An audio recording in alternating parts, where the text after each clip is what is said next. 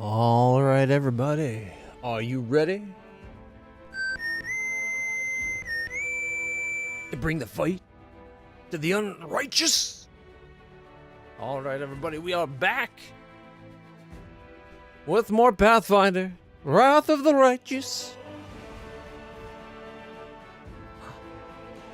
For Walkway of the Naughty. Ooh, what's this? No Sin 2? Of course not Sin 2. We've been playing a shit ton of Sin 2. We played it all week. Lots of bonus streams. Tonight's game. Saturday, Sunday main game. Pathfinder Avowed. You know this? If I need a break from a Pathfinder or Avowed, though, I'll let you know. Probably won't be Sins because we've been playing a lot of it. But you never know. Alright. Just waiting to hear back from my mom. She wasn't feeling very well today. She was worried she might have been having a heart attack. So fingers crossed that she's okay.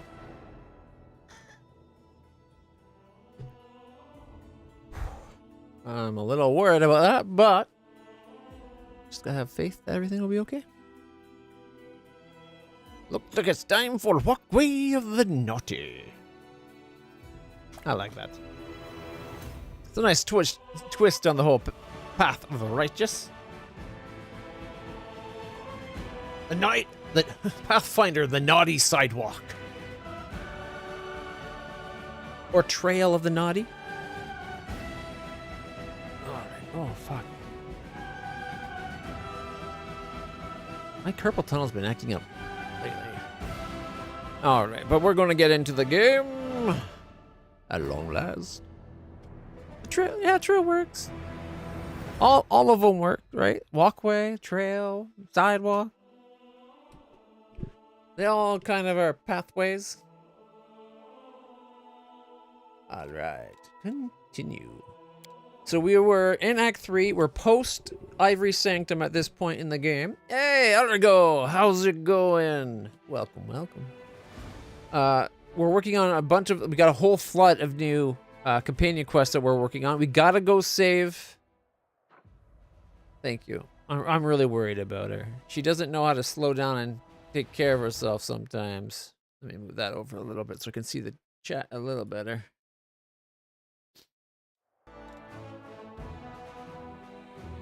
But also, female heart attacks manifest different than they do with men.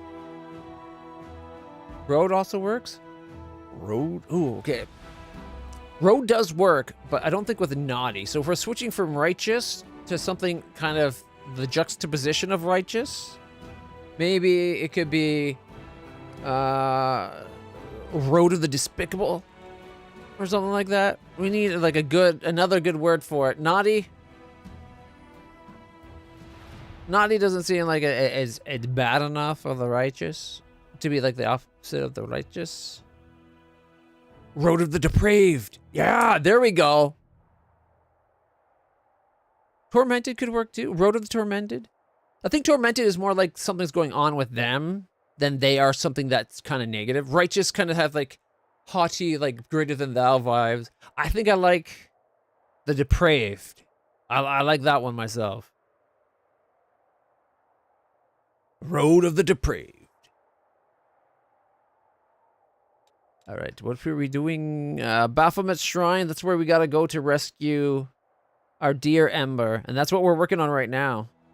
We also have an unusual member for us in the group. We got Social,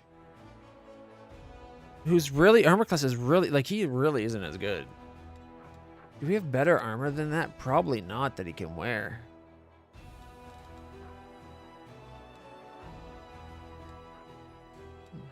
Yeah, nothing better than what he can wear. It gets the Mithril +3, but then he loses the magical effect. Gets him to a 25. Do we have a better ring than a 2 that we could give him? We get a +4. Griffin, although our Griffin boy is up front, he needs the AC. She's not even wearing one like that. Hers is only AC because of being the Ice Witch. All right, we want 1 dog visible, and we got Ivory visible. There's a nice group of 8. Plus then, of course, we got Bismuth. And my horsey. We're a party of 10. Found 2 good or aka bad ones. Wicked or... Ooh. Wicked and Profane. Corrupt could work. Road of the Corrupt. Or Road of Corruption as well. Yeah, that's not a bad one, Minson. I do like Wicked or Profane. Which one would it be? Road of the Wicked? Doesn't work as well with Road.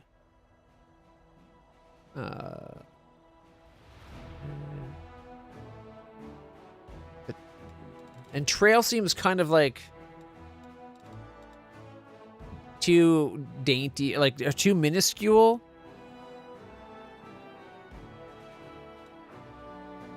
I like Profane. Righteous, you're either righteous or profane, right? Like that works. Highway of the Profaned? Good. Ah, there we go. It's the highway to hell, but with that little twist, right? So the highway of the Profaned, I like it. I like it.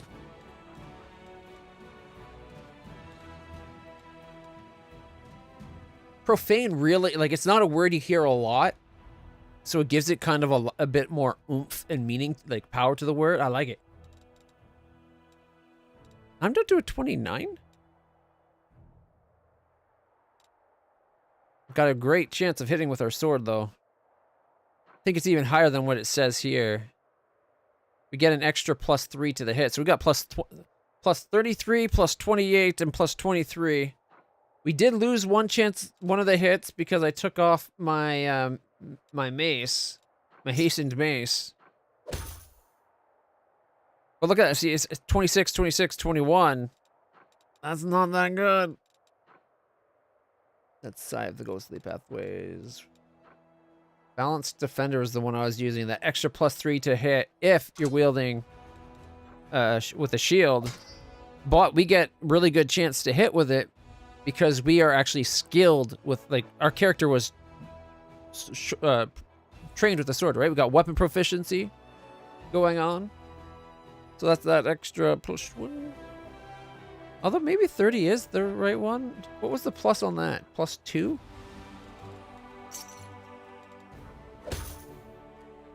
+26, 26, 21.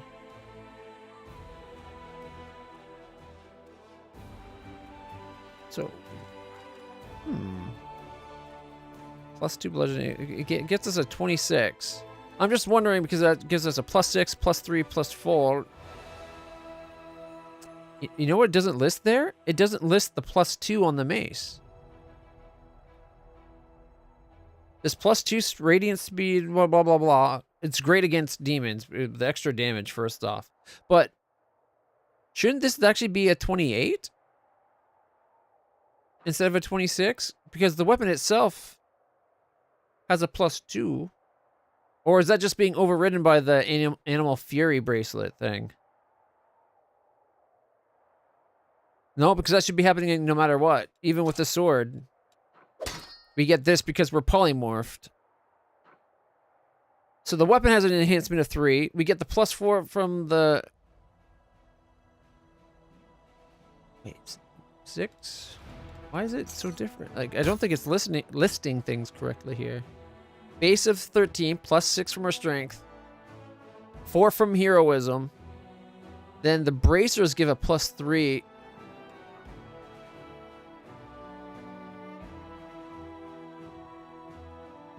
As long as we're pulling. Does that override the +2 from the mace? So it's really only getting me an extra +1 damage and to hit? Oh my god, it won't load for you? It's... Oh, guys. It's too late. I think the sale just ended. It was on sale super cheap.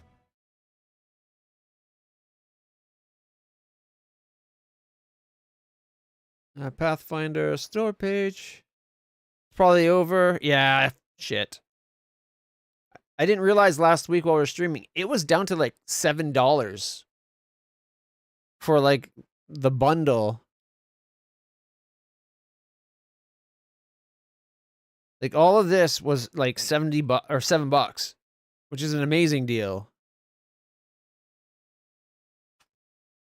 Oh, look, Children of Morta's in there. The other Pathfinder's in there. Narrative rich CRPG, but what's this bundle? Oh, Warhammer. That's kind of funny. It's odd that it's only the two because they made both games, but you think a narrative rich bundle would also have like Kingmaker in it. Why not put all three in a bundle? That's another game I'm looking forward to playing. Rogue Trader.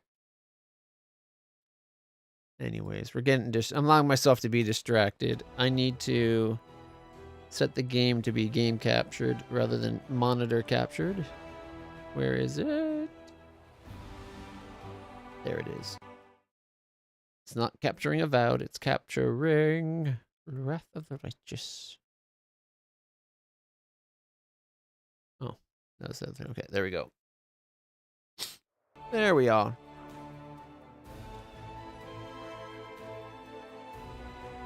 I just think it's weird that the mace doesn't get its +3, but when I'm with the sword, it no longer lists the bracers, right? I get the enhancement bonus because it's the enhancement bonus, so it does override. Damn it. That means these are pointless on me as long as I'm using my sword. But then why does it give me so much more to hit on here? There should be an extra +1 just from the weapon being better. 27. So is the +3 from the fact that I have a shield? No, because it's still there.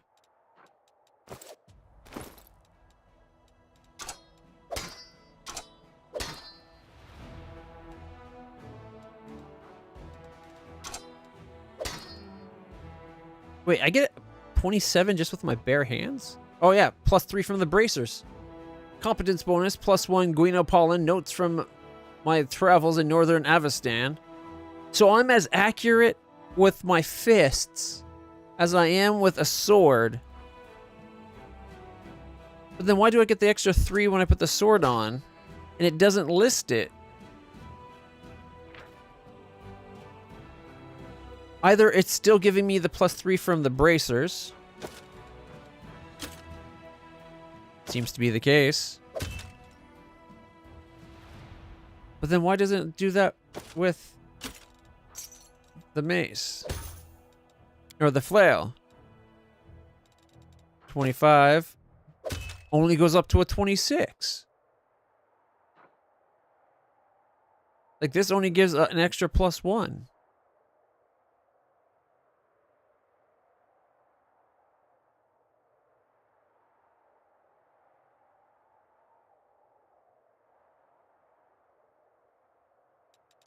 I didn't realize that it would tie in to the plus you already get. But then how come this one gets the extra 3 there with my sword? The sword is a +3 sword where if I'm wielding a shield, I get another +3 to my 2 hit, not my damage.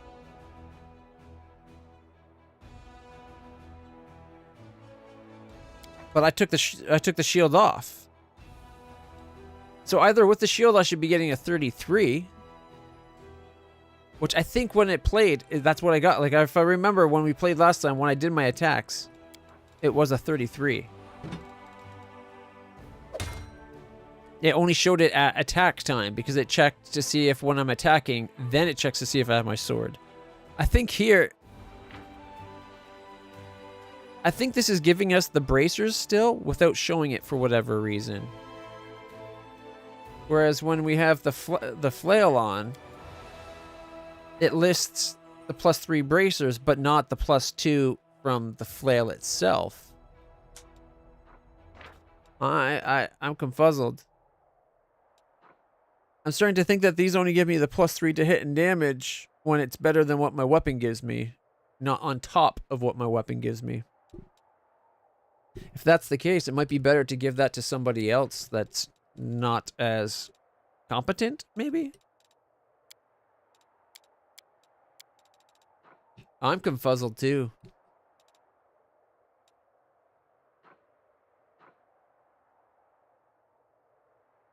Because right here it says enhancement +3 from the bracers.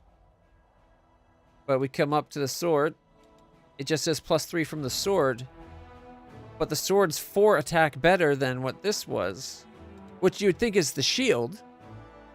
But if you take the shield off, I still have it. And I'm pretty sure when we attacked in-game...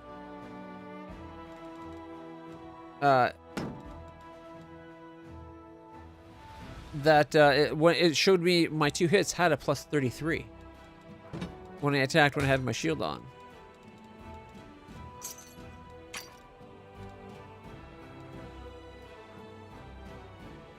I'm curious how this figures out your 2 hits. It's almost like I don't know if I can trust up here.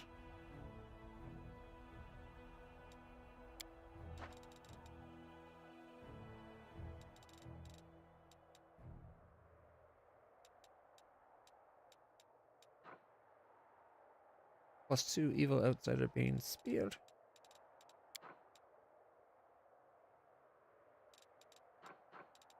Okay. Pipe and no sorry. You gotta go soon. Oh, then I better play a bit. All right. We gotta go to Winter Sun to talk to that elf lady that's gone crazy. Oh, I think I hear my mom. Guys, I apologize. I'm just going to go downstairs and make sure, see how she's feeling. See how that maybe heart attack, yes, no thing is. And I'll be right back.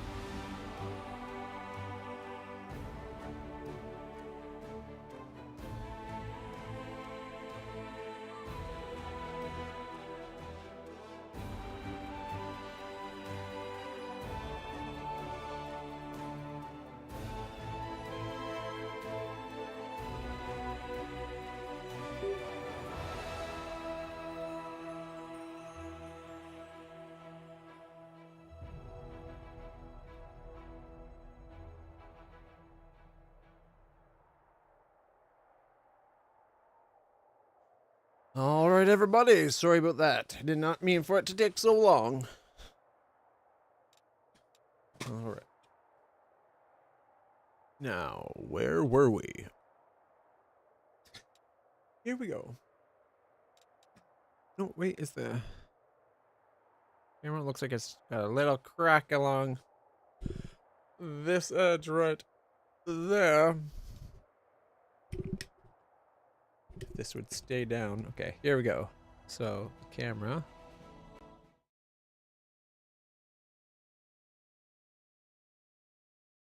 Unlock it.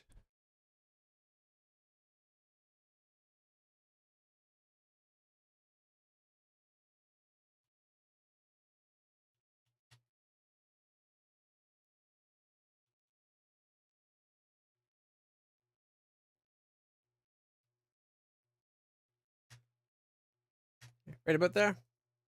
Looks pretty good. All right, and lock.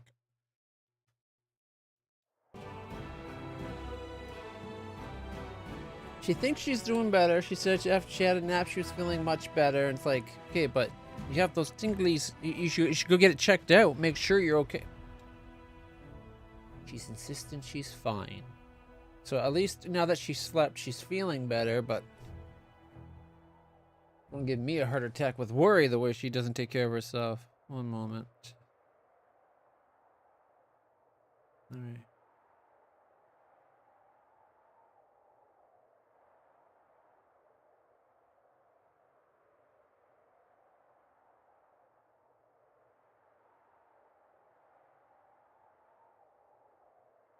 Turned on the kitchen ceiling fan, which gives me a migraine. I can hear and feel it vibrating through the floor. Hate it. It's just the right frequency. After about 10 minutes, I start getting a headache. All right. We are back. Everything's being monitored. I don't see a single pixel going down the edge that is from the game. So I'm happy. All right. Let's go say if our little elf lady Ember. Characters. Let me just make sure that no one's fatigued. Oh, okay. Oh, it's right here. I thought we were going to have to come down from this spot and go down, not over, but that works.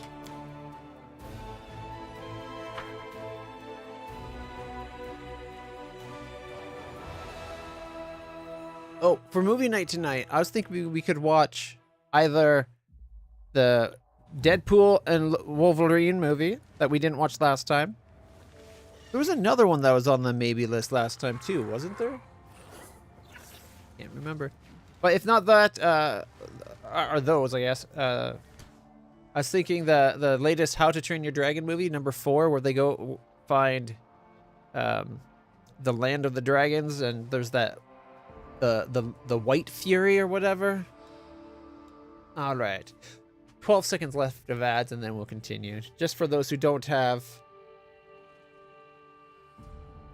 lore religion, past, failed. What?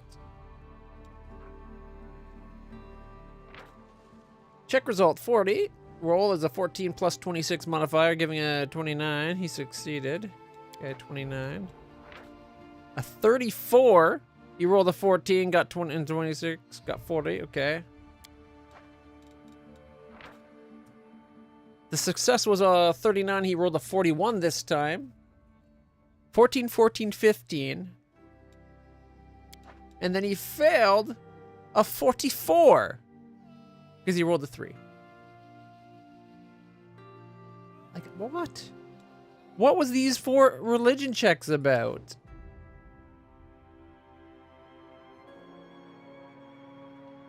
Something just fell downstairs. It wasn't big enough to be a person. My mom dropped something. We march ahead. Okay, wait. It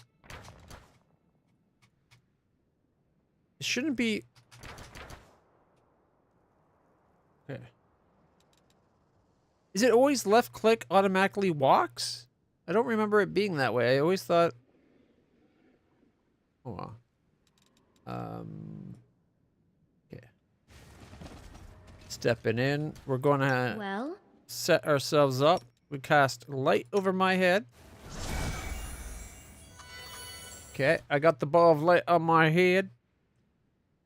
Let's see. I'll cast bless on everybody. Social. What boosts can you cast?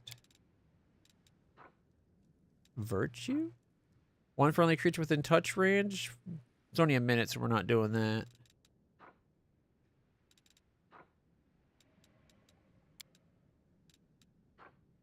Divine favor is a minute. Oh, he's got blessed too. Protection from evil is a single target. If his group. There we go. We can do a communal protection from evil. It's only 1 minute. We'll hold off. All right. Resist energy communal. It's 10 minutes. I don't think. Oh my goodness. Social. I don't know you well enough. Do you have mythic extended duration? No. He's boundless healing. Improved casting, or abundant casting and improved abundant casting. He can also emergency teleport to people that need help when they have less than 30 hit points.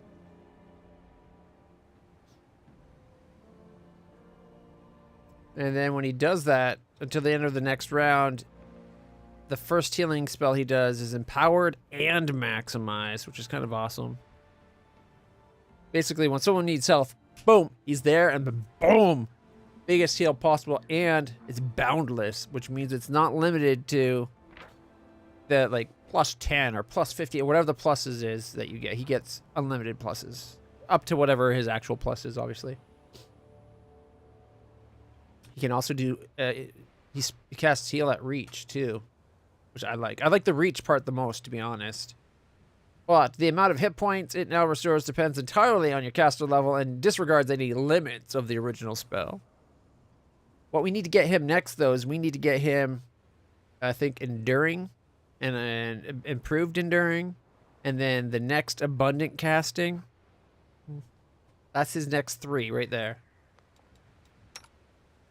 She's got her whip it.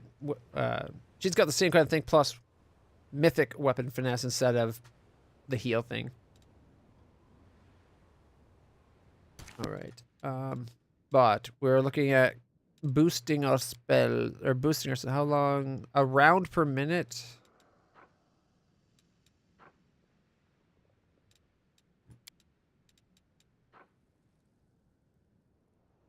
$10 minutes.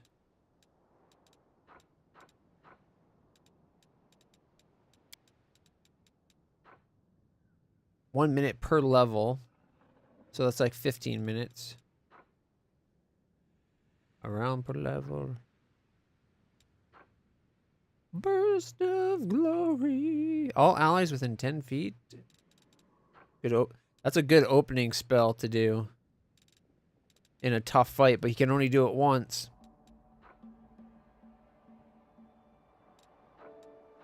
He's prayer and blesses the big things. The communal seeing, I guess. True seeing communal right there. 1 minute per level. He can summon monsters. He can heal, which also does a bunch of stuff more than just the hit points, which is great. Cure mass cure moderate wounds, and then he's got a chains of light. Okay, and at 7th level spells resurrection and greater restoration. Oh, he turned the fan off. Instant relief to my beautiful little eardrums. Let's just send a thank you text. Like, I was getting a headache in just that amount of time. In fact, I have a headache. It's just not a migraine. She stopped it before it got too bad. All right, we could animal growth. See, this is the problem. We're starting to get into places where maneuverability is limited. And as much as I want to like enlarge person and animal growth in that, I don't want to block off where people can fight from.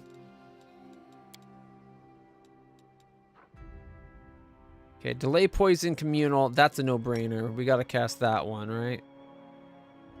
Last an hour. There, we got bless and delayed poison communal. I think that might be just enough to start. If we need more later on, we'll cast them as we fight. True seeing communal. I think someone in our party has true seeing innately. Is it our dragon maybe? Doesn't list it. Because we always see invisible things.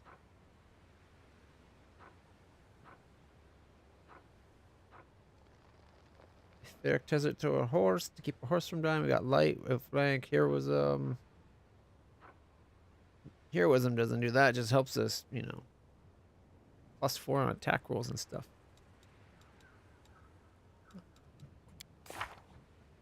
It's not part of our mythic, is it? I don't think it is. Like Close to Heaven lets me do that ability. The fact that we're hard to kill. Dragon Companion.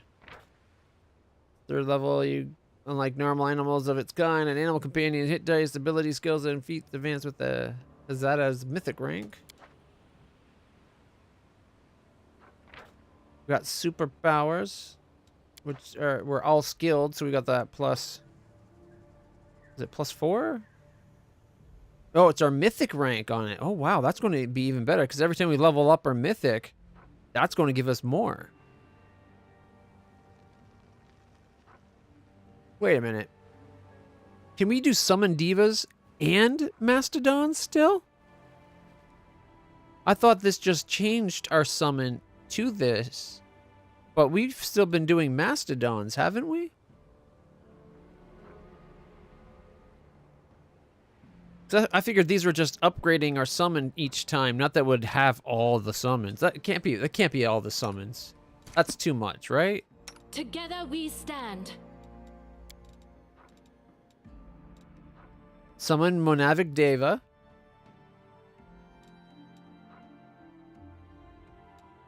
The Brazen Whip we don't have anymore.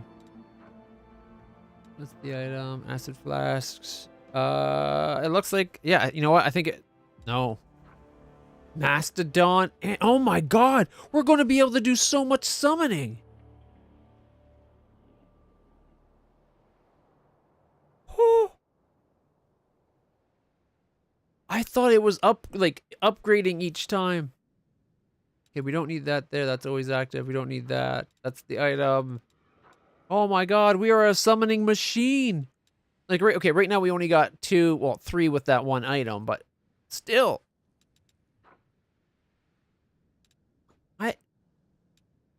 I totally misinterpreted that. I thought for sure that what it was, like I said, like each time it went from being, okay, this time currently we can do Mastodons. We level up a mythic rank. Now we can do Devas, but lesser Devas. We level up mythic rank. It's greater Devas. Now it's more Devas. Like, you know, that kind of thing. I didn't think it was more. All right, now I'm excited. Let's go kick some ass.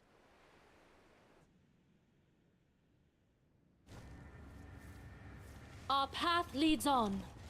Oh, I'm not on my horse. Mount up. There we go. When we're mounted, does it change? No, it does not.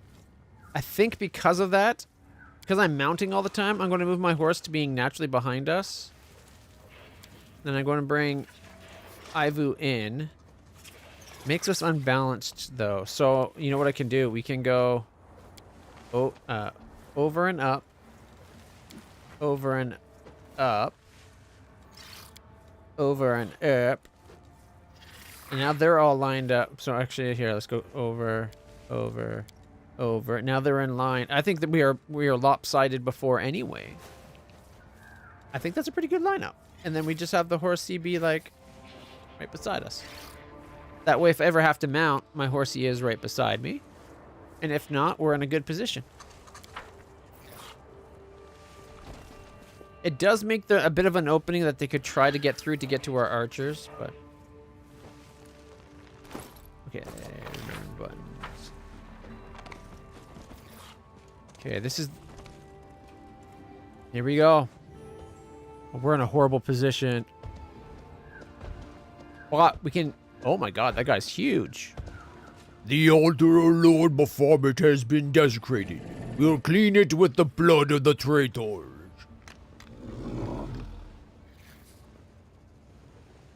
Look what you've done! Give them the girl and we'll be pardoned. Hands off, scoundrels! We won't give her to anyone, not to you or the demons! She's won them over. Please don't fight. You are all kind people. You don't need to hurt each other. We're coming, Ember. Baphomet demands blood. Spare no one. Traitors and faithful alike will be sacrificed to our Lord. Looks like the girl's right. If we want to survive, we'll have to fight together. See? This is why you can't trust the demons. I wish I went left and didn't start this because now we're in the worst position. It's already got us using superpower? What? Death from above. Is it just me or do they look smaller? All right, let's see. We got level 12. These are only like 10 to 16s? No way. No way. This can't be this easy a fight. Am I behind in the game? Am I over leveled? Oh my god, we're going to kick their ass so hard. We're going to death from above this guy and he'll probably die. And we might get a hit on this guy. Oh, that's a Glabrezu Conqueror. It's a bit stronger. Level 16, 360. That's the only one we probably can't kill in one swift move. Depending on hits and dice rolls. You know what? I'm going for this guy. He's got ranged. 54, 56. Boom, dead. Did it cleave? 76 damage to the Ox Thrower on the one because he critted. So he did 54, 56, 76. And then 35 to the Conqueror. So this guy's already down to 325. See? Killed the big guy. Killed the one and then it's cleaved in. Gotta love it. It's the only one you could reach with cleave. Alright. Had we gone up this side, we would have been in a better position to intercept. Alright. It wants me to go to there. Or there.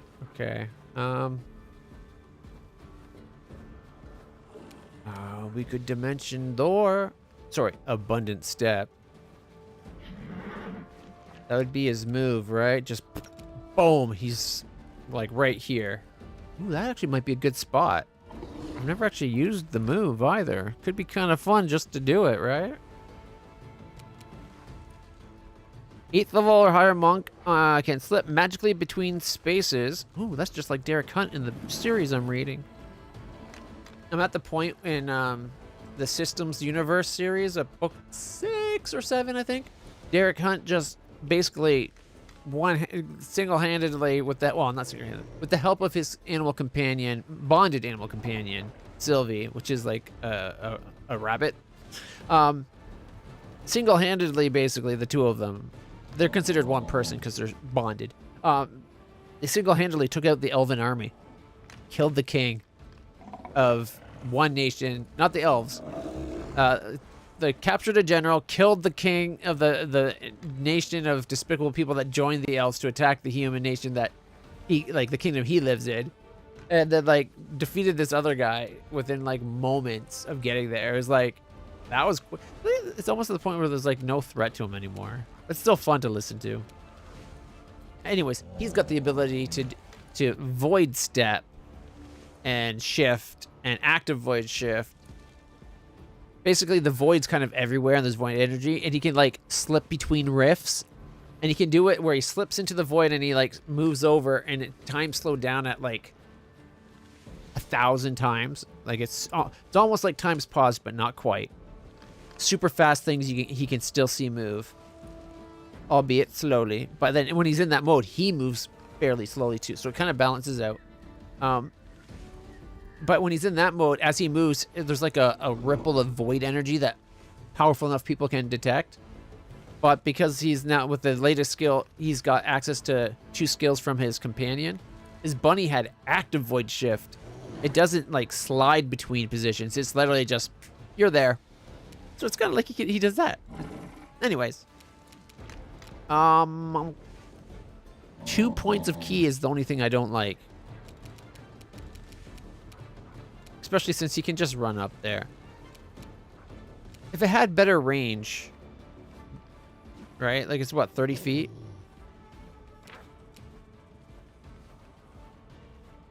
Using the ability as a move action, consumes 2 points from his key pool. Cannot take other actions with, or other creatures with him when he uses the ability. It's just within long range. It doesn't say specifically beyond that, but long range I think is 30 feet. But honestly, I thought originally 30 feet was medium range, but okay, I'm going to have him come up. And we're going to shoot this guy, the Warlord. You've crossed the wrong mongrel. Critical miss. He hits on a 2+. Once he gets the shot go, he's going to really decimate him.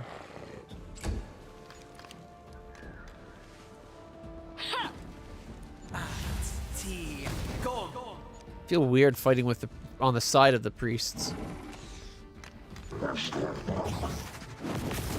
Oh, what was that?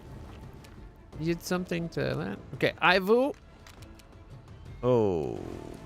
The only thing I don't like is it would also hit grip. Well, I guess we can do it where it doesn't. She's going to do her dragon breath. Oh, good hope. That's the other thing we have. Okay, minute per level. +2 morale bonus on saving throws, attack rolls, ability checks, skill checks, and damage rolls. Okay, let me check. It's a morale bonus. What's bless? Oh, it overlaps the morale bonus, the bless.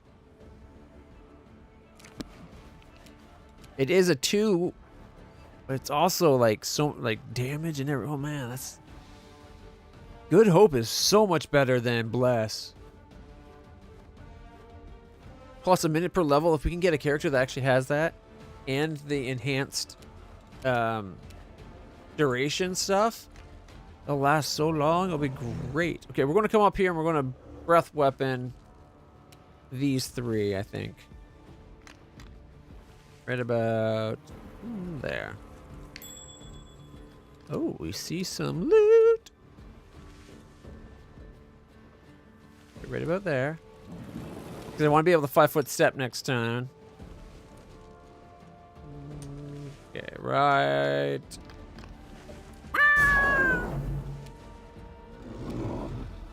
24, and 12. Which one's this one? The Voracious? This guy made his save, but that's okay. Bismuth is going to go this way to cut off the retreat so they can't go around that way. And Bismuth, I'm sorry, you're the meat shield. You just soak hits. Ember. Oh my god, Ember hit?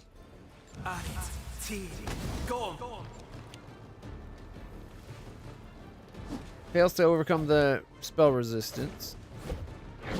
Missed, missed, missed, missed, missed. Oh, hit for 42. Oh, you did not want to do that. I guess we'll come up this way.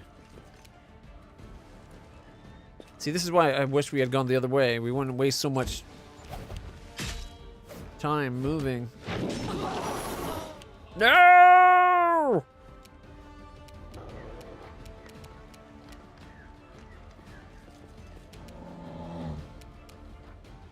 Okay, turn off point blank shot. Still can't hit at all. It's beyond range permanent, period. Oh, can we? No. I was gonna be like, could we like quarry? Might as well get in position. All right, now I can really move thanks to my horsey. I'm wondering if we should just focus on the weak ones just to get the whatchamacallit out of the way. Like the action economy. Because if they have less actions because one's dead, we don't have to worry about it so much. Attack! Critical for 42. Oh, shit.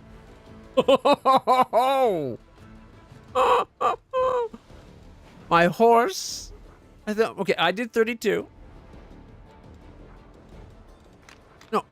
Yeah. My horse did 42 damage. Then I did 32 damage. And then I wound up for a big old 84.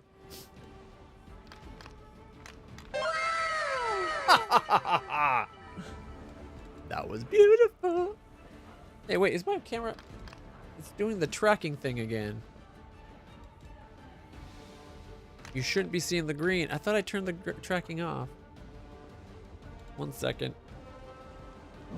Okay, turned off. Now I gotta reset it. That was awesome. Okay, okay, webcam. Oh no. Okay, yeah, that's it. And if I go properties, configure the video, undo the zoom. There we go. Wait a minute. But if the angle's the same and it's just zooming in, right? Ooh. How do you like the up close and personal approach? I'm a floating head. No. That's as far as it zooms in, thank God. Wow, that zooms in a lot. Nice webcam. But okay, if it's doing the zoom in, how did it end up revealing the green screen when it shifted?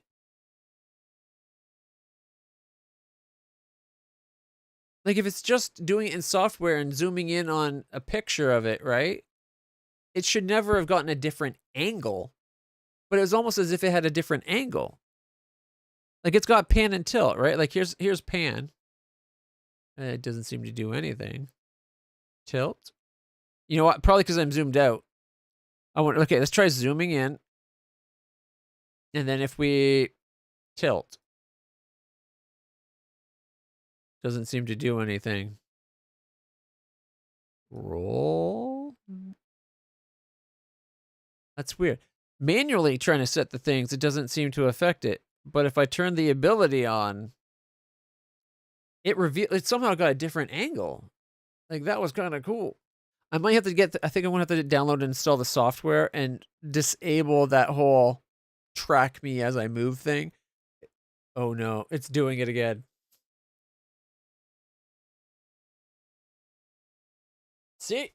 How can you how do you get this bit of green? Whoop, I hit the webcam. Like it's cool that it can track.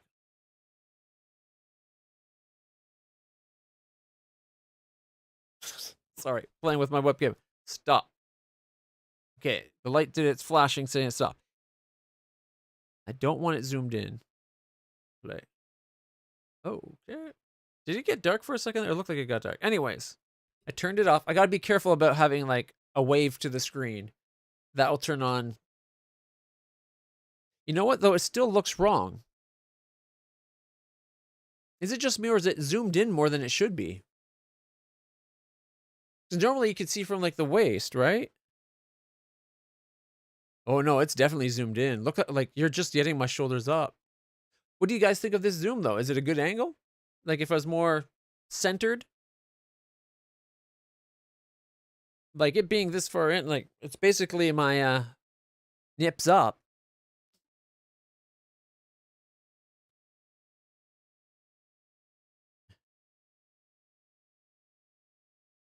Okay. The setting says it's not zoomed in. Let me reset this.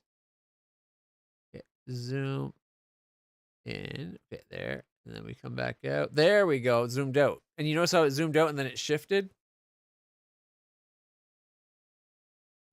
Okay, I like my new camera. I just need to find out how to disable those extra settings like the tracking and all that. All right, back to the game. Boop. You know, I like the new camera. I think I look a lot better. Like again, the definition of the colors, you can actually make out that the black of my shirt is different than the black of the sofa. Anyways, we just killed a guy, like, instantly. That was amazing. Let's see, 74 and 84. 158. I thought he had more than that. I think we might have only put him to, like, -2. Either way, he exploded. We've exploded 2 of them already. We need to get Ulberg back up, though. We have 1 more turn to do it. All right, one dog. Arr! Arr, arr, arr. He's so far out, though.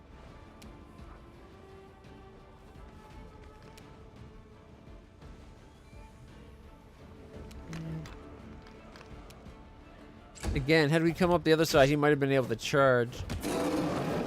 All right. Oh, shit. Bismuth just...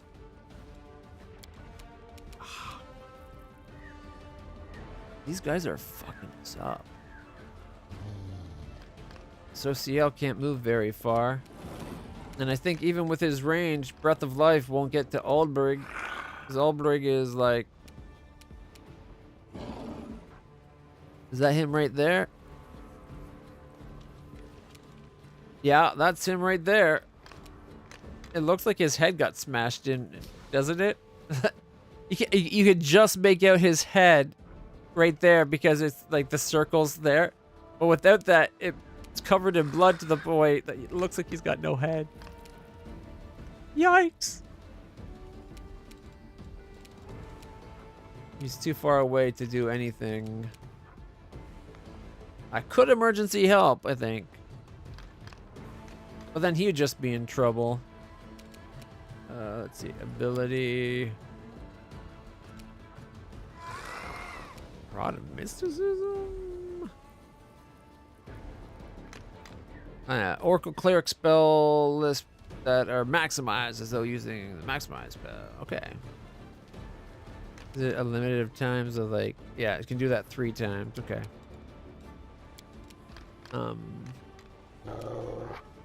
Holy Lance is an ability that's up there. Okay. Better luck. Then our heals. Emergency help. I don't know if I should emergency help or not. Because this guy hits hard. He's got like a massive plus. And Sociel's armor is not amazing. Although, what I was getting at there, we could have him go defensive, right?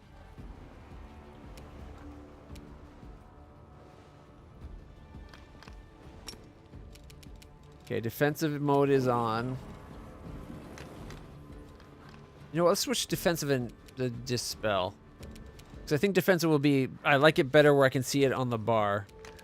In fact, let's slide it up like this so it's right beside his physical attack thing. Okay, so he's now defensive. His AC is a 29, which isn't great with things that have plus 21. Is that what it had?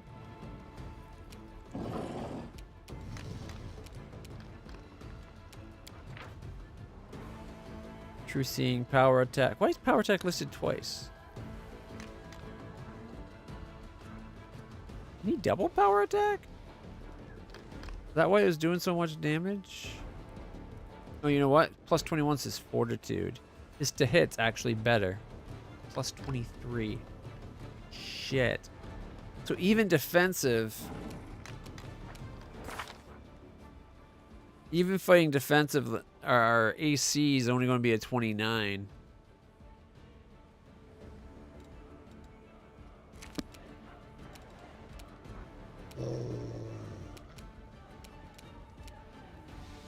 Maybe we just let Ulbrich have Death's Door.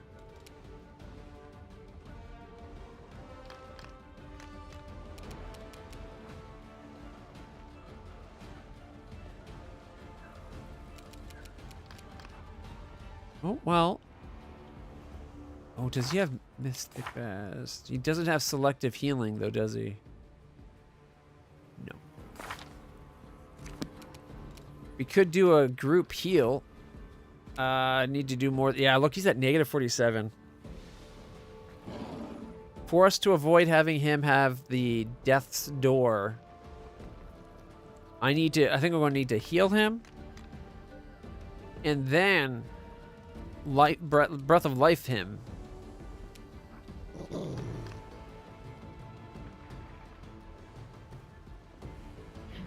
$5d8 plus, so it's what, 5 to 40?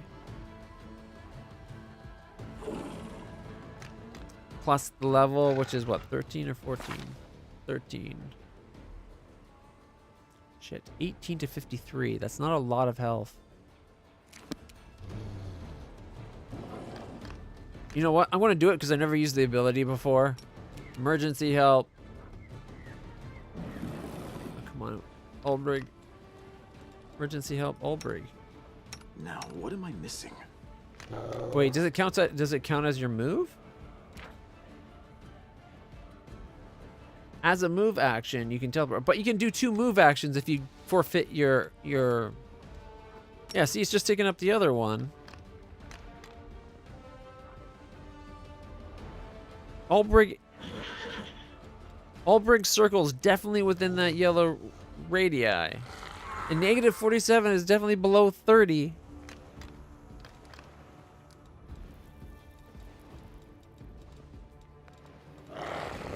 Bismuth is definitely beyond range.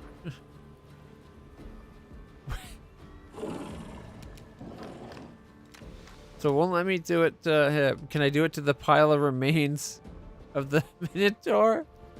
What? If it lets me do this... Now, what am I missing? Now, it didn't. what am I missing?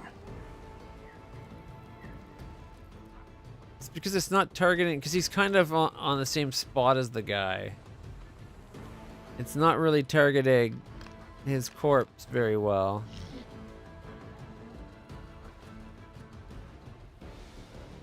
Ulbrich, right there. Now, what am I missing? It won't let me do it. That's... Damn it.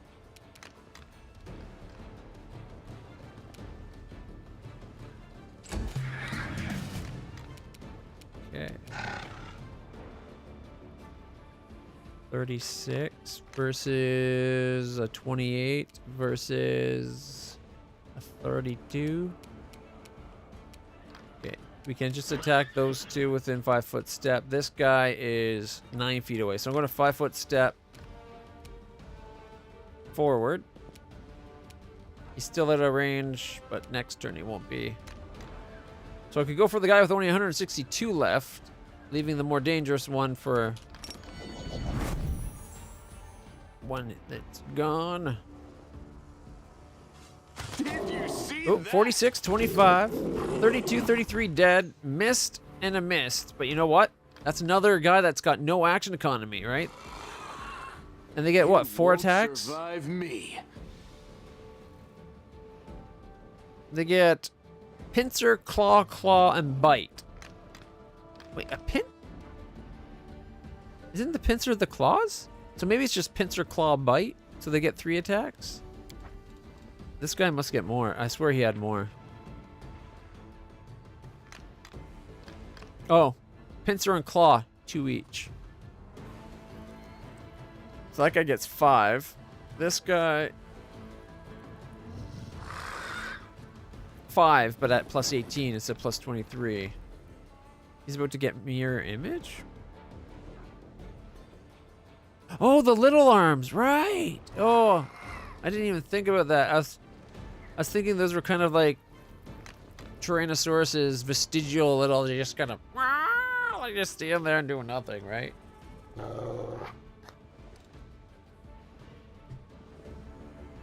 Okay. So it's claw, pincer. I got you. This guy looks bigger than this one.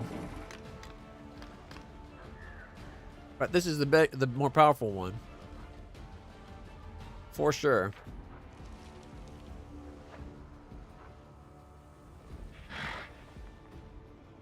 Could just be that he's up the hill. Very inconsistent. Something like right there, that angle, he looks way bigger. This angle over here, not so much. All right, let's just keep going.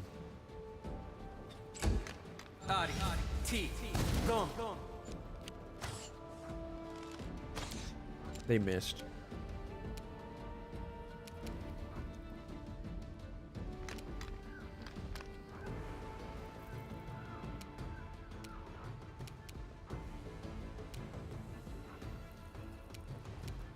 She's got to go 9, like 4 feet.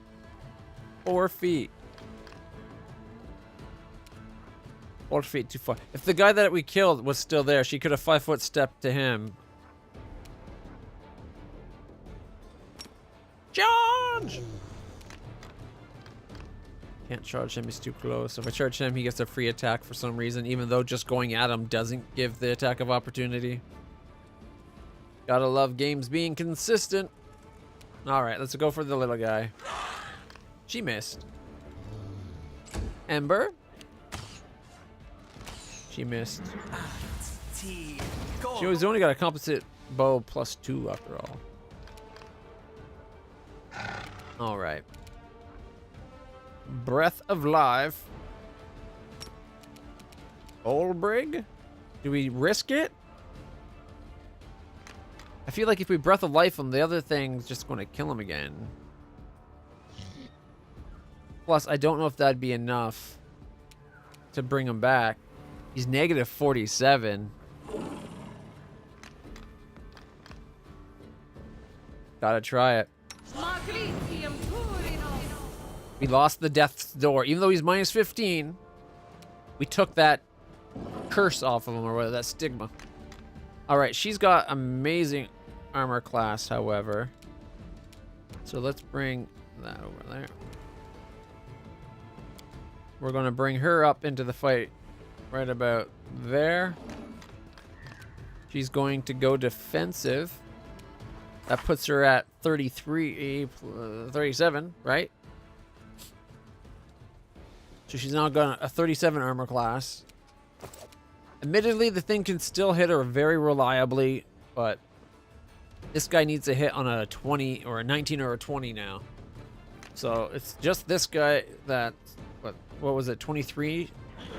So 14 plus hits for this guy,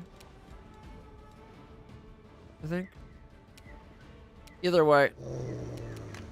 And we can do the, I don't think we need that yet. We'll see.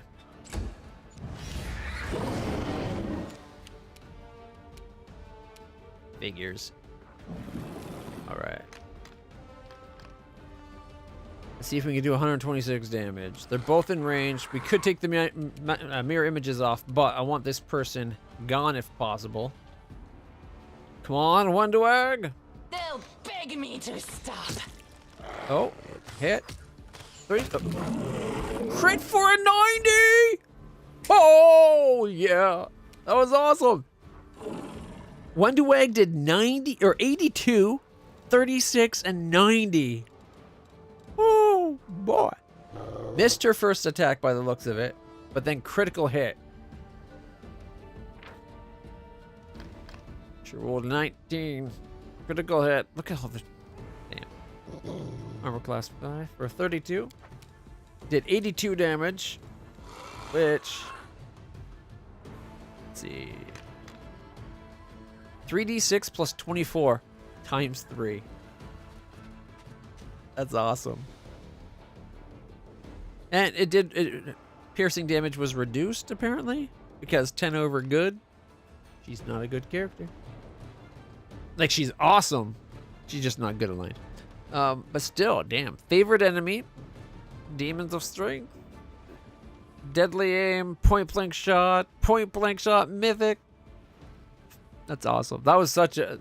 82. That's so good damage. And that's only with a +5 strength. She rolled a 10. On 3d6, she got a 10. Not the greatest roll. But not bad. Right? Because it could have been it's between 3 and 18. That's pretty good. It's weird how they do it this way. Like, base value, d6. Crit hit, 3d6. Why not just say Show the what they should have just done it as. It should have said 3d6 and then showed you the 3 rolls. But whatever. I don't know why they did it that time. And then in 24 times 3 right there, that's what, 72? Yeah, because you got 82 and she rolled a 10. Wait a minute. Wait a minute.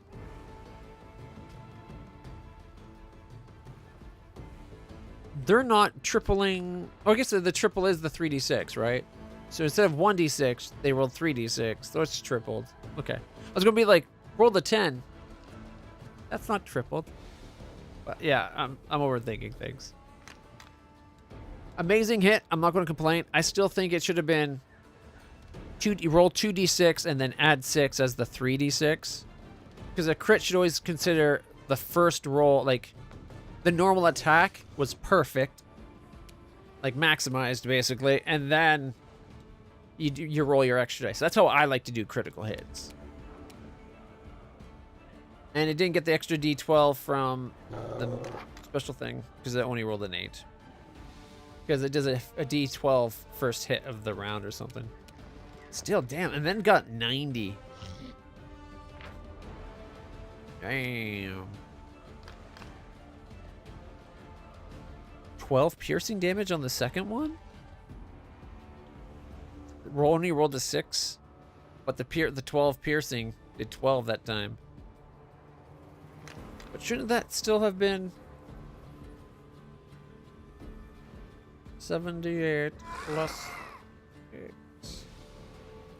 Oh, whatever. 78, and then got the 12. It seemed like last time it took the 10 off of the 12, but shouldn't that have been just part of everything? But I guess that would have cost us 2 damage, so I'm not going to complain. That was amazing. I'll have her do nothing. She doesn't need to move. I need to move up and hit this guy as much as possible.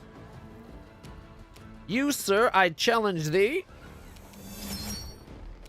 And me and my horse are going to clobber you. We shall overcome. 45, lots of misses.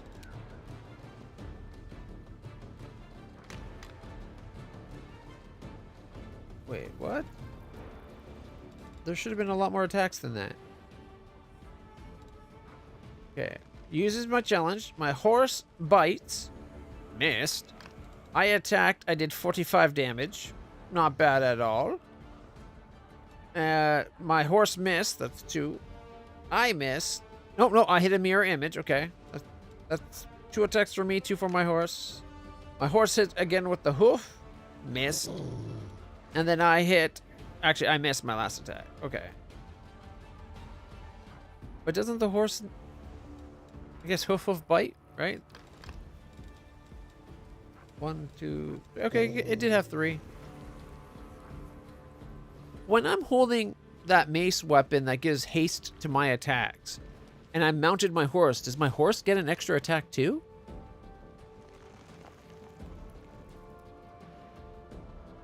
Because I swear it used to be 4 plus whatever the attacks was. I could swear it said it was like 4 plus 5 or plus 6, but I only ever should have been. I don't know. Now I'm horsey. Gets its attack. Marshall, was it? Just 3 attacks. Hoof bite. It seemed like I was getting more attacks before when I was mounting the horse and I was using the flail. Seems like me and the horse used to do 4 attacks. Okay, let's see if we can trip it. Come on, one dog. Nope, we hit the mirror image. And one dog's beside me, so got cold damage. Alright. We don't need to see that the horse seat's at 127. Do I heal the guy that's on the ground? I think we just leave him. We need to attack this big guy. Stop being defensive. Go attack. Critical miss. I can't complain. We've had a lot of crits this fight. He then goes defensive. All right. He's got 273. We're going to both key points. And go. Endure this. Miss, miss, miss, miss. Mirror image, miss. Damn, this guy's hard to hit. It's only a 36, though. Yeah.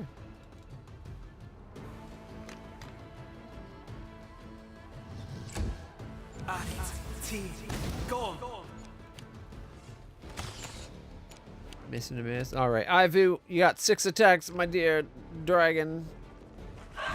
Mirror image, hit for 20, missed, mirror image, missed. That was a sweet round of attacks. Go Ivory. He's down to 251 now. Ember's turn. She, of course, is going to miss twice. Everybody's missing it seems, except for us.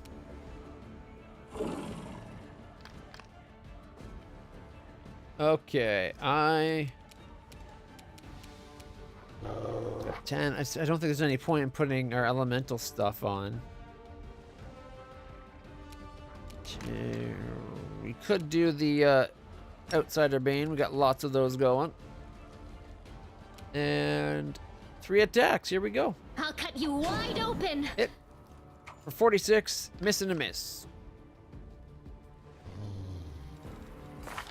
She only gets a plus 17. Don't ask me why. I thought she had a much better plus to hit.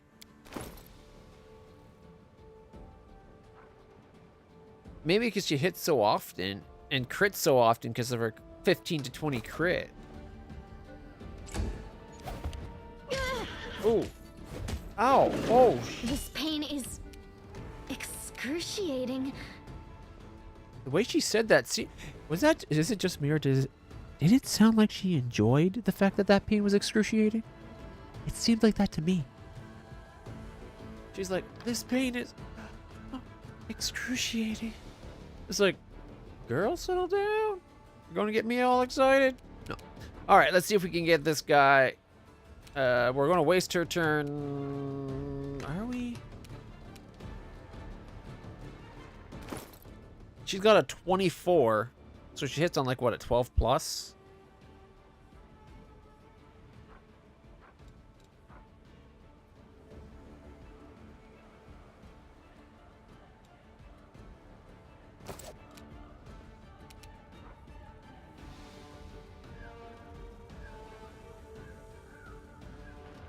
That's cool. 28.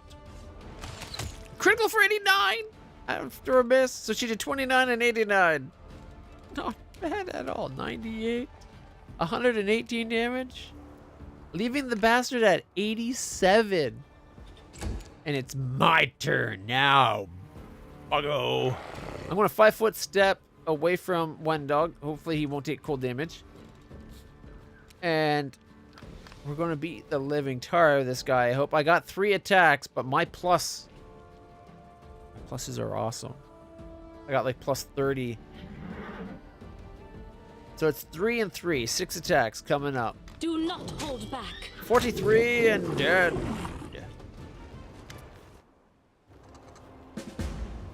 Yeah. Told you I was going to kill him. Baphomet's archer, breathing hard, a cultist knight wipes blood-smeared sword on a tabard, depicting Baphomet's unholy seal. She looks around. It was a difficult fight, but by some miracle, none of the cultists perished. Looking back at Ember, she kneels in front of you. Knight Commander, we're guilty of treason and we repent. We beg for your mercy. Baphomet Evoker. Don't listen to her, Commander. Another knight, also wearing Baphomet's tabard, throws the weapon to the ground. Repentance. She was ready to give this girl to the demon until she realized there would be no mercy from them. We are all traitors and murderers here, henchmen of Baphomet, and there would be no mercy from and soldiers in Thasgarad's army. You better kill us all on the spot. Don't say that. You protected me, didn't you? Maybe you wanted to do something bad, But then you changed your mind, didn't you? The elf girl looked at you with her large, shining eyes. Please don't punish them too harshly. They didn't mean to hurt anyone. They were just deceived by the demons. Did you really say prayers for the demon lords? Are you all right? Yes, just a little scared. The kind knights protected me, and then you came. Why were you scared? You have a dragon friend. You should have just told them that Ivory would come and show them what's what. They'd let you go at once. They would. They would. Ivory can be so innocent sometimes. Kind of childish, but I like Ivory. She's a baby dragon. All right.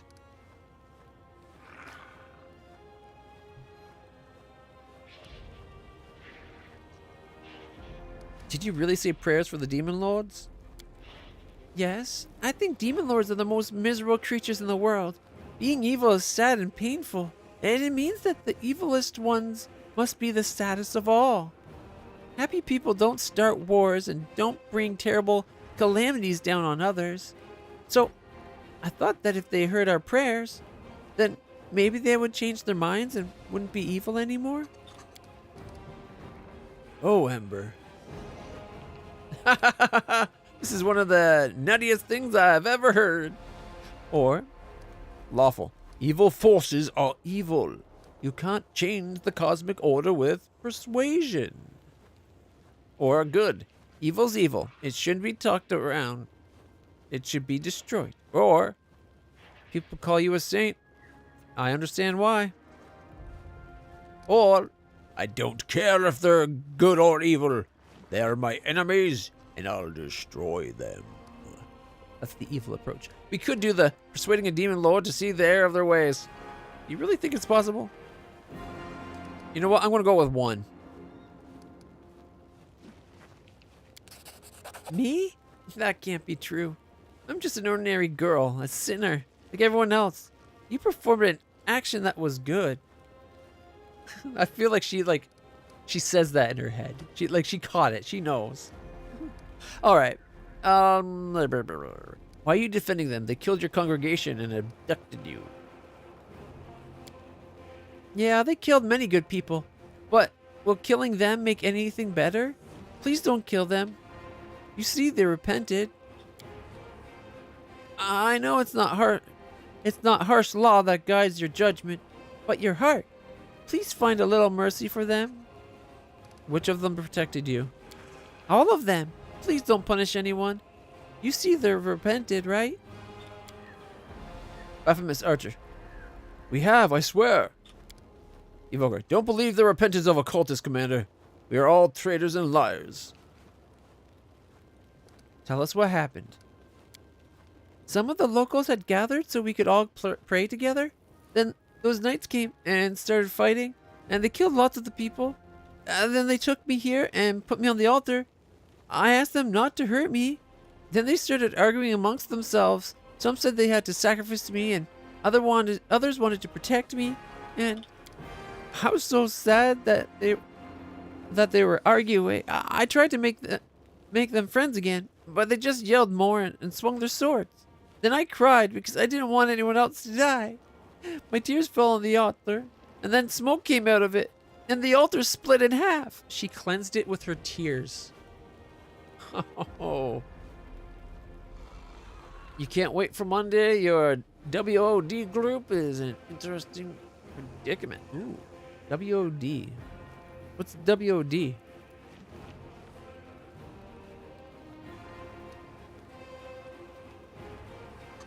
World of Darkness. Ah, so that's like the World of Darkness is like the werewolves and the vampires and stuff, right? I think I played World of the Darkness once in high school. I think I was a werewolf, if it's what I'm thinking of. It's been a long time, and I haven't thought of it in 22, 23 years. Probably longer since I even played. Mages, water wolves, hunters, vampires, demons, changelings, wraith. Is the World of Darkness the same world that Vampire the Masquerade Bloodlines takes place in? Isn't that the World of Darkness? What's the predicament? See, we've also played Vampire the Masquerade once. So what it is I had one friend that was really close for a while, Anthony. He was big into the World of Darkness. So on his urging, we played one game where we were vampires in Vampire the Masquerade, and then we did one game of werewolves. But we only played that the one time, and then things got hectic and busy and everything. What I'm really looking for, I want to find a group of people to play Traveler with. Traveler is such a cool RPG system. It's a skill-based system, not like a level. Like it's not like a level system. Like there's levels in it. It's not a stat game really. Even though there's lots of stats and numbers, it's more. It's hard to explain. If you've ever played Traveler, you understand how it's different. And if you haven't, if you like the RPG role-playing aspect of other games, check out Traveler. It's basically like being just some person in the world of Star Wars, planets and missions and going around and stuff. It's really cool. It's sci-fi D&D basically, but it doesn't play like D&D. It's hard to explain. I could get out the book. Anyways, our saint is getting free. However, though, there is an ad going on Twitch. I might wait a moment.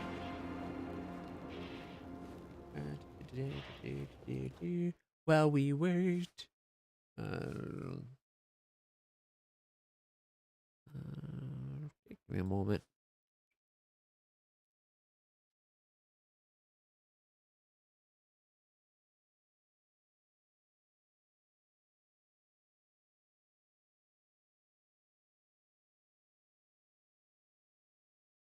All right.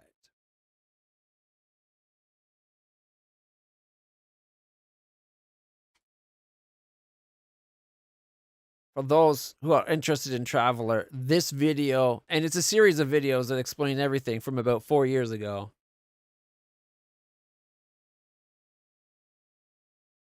More of the exploration side of it. This I definitely recommend checking out. One, if you like D&D stuff, Seth Skorkowski is a great person to watch his videos. They're amazing videos.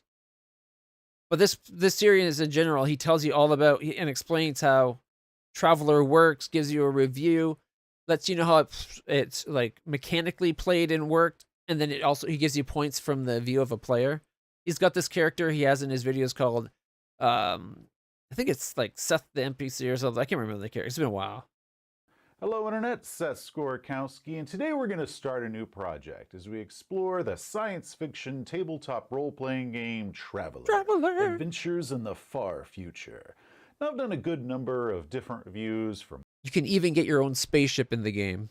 Modules or different tabletop role-playing games, and those are normally done as a single video. The big exception was my Call of Cthulhu series, which was a 9-part project, and this one is going to be a lot like that one was. This is the introduction video, just going over the basics of what Traveler is, and then the series is going to go on, covering the different aspects of the game, from character creation to how skills are used, combat, space combat, as well as my own different styles and house rules that I employ.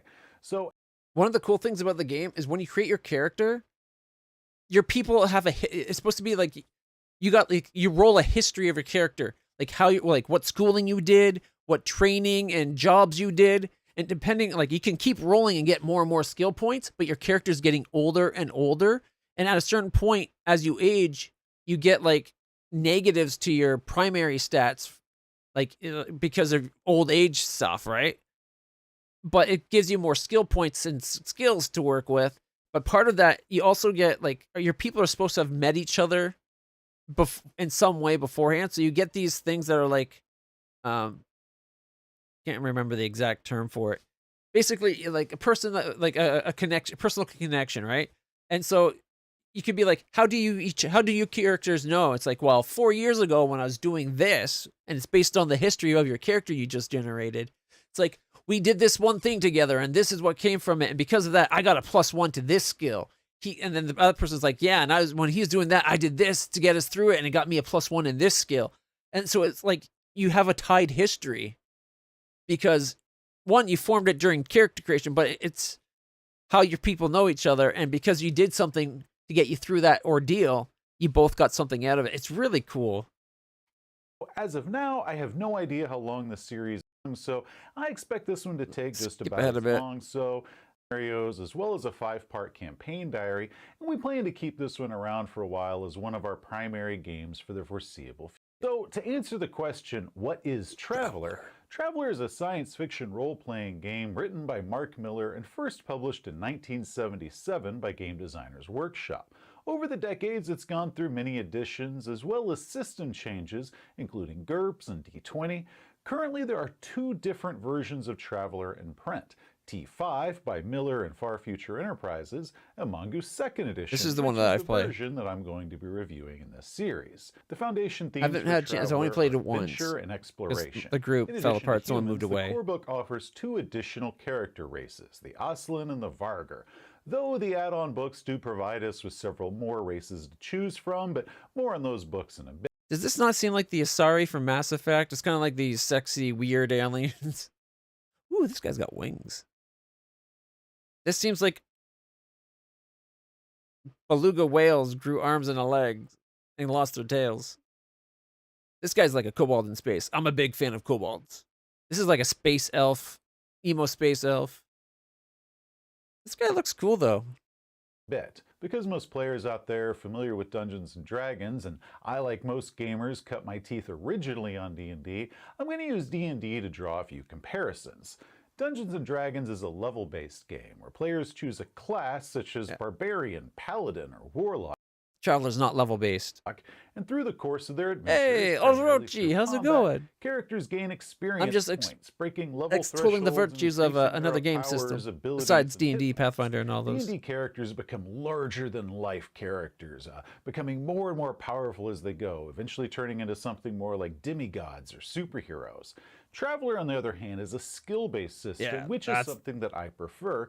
There are no classes, no character levels, no increased hit points or special powers increase or anything. Your people like are just that. people. Characters in the game, which are referred to as travelers, have careers. In fact, they might have multiple careers across their lives, giving them a particular set of skills. Character skills increase individually through study, and when we get to it, I'll also share how I use an optional rule from the Traveler Companion to help that along and help characters get more and more skills and increase those a little bit better.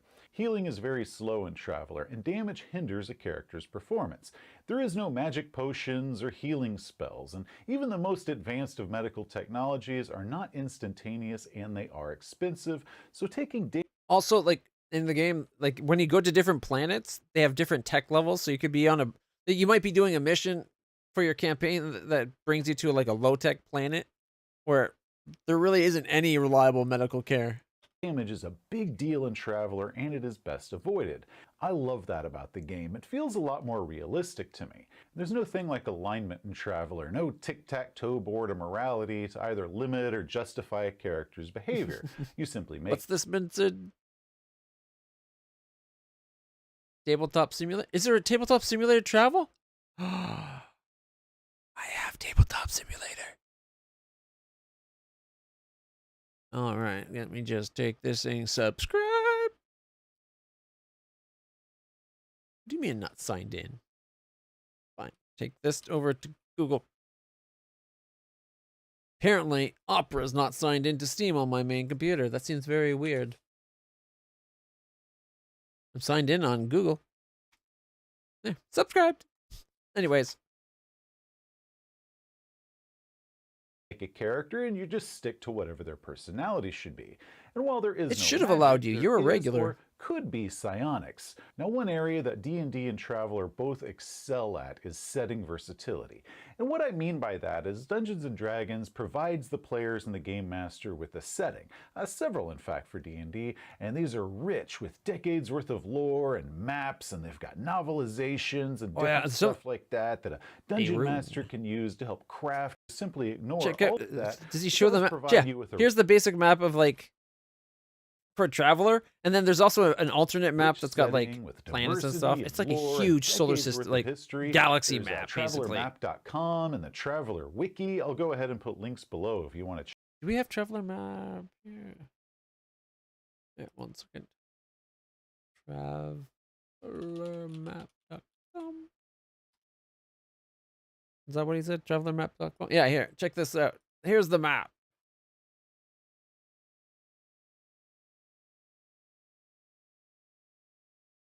You can zoom in. Look at all the stars, guys.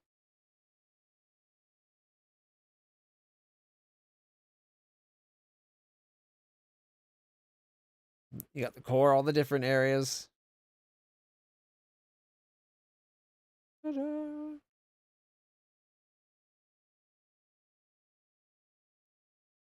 Goosh mesh.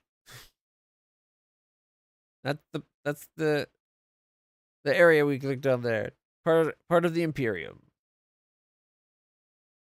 So there's a lot of really cool stuff. Utilities to help with Traveler. There is so much.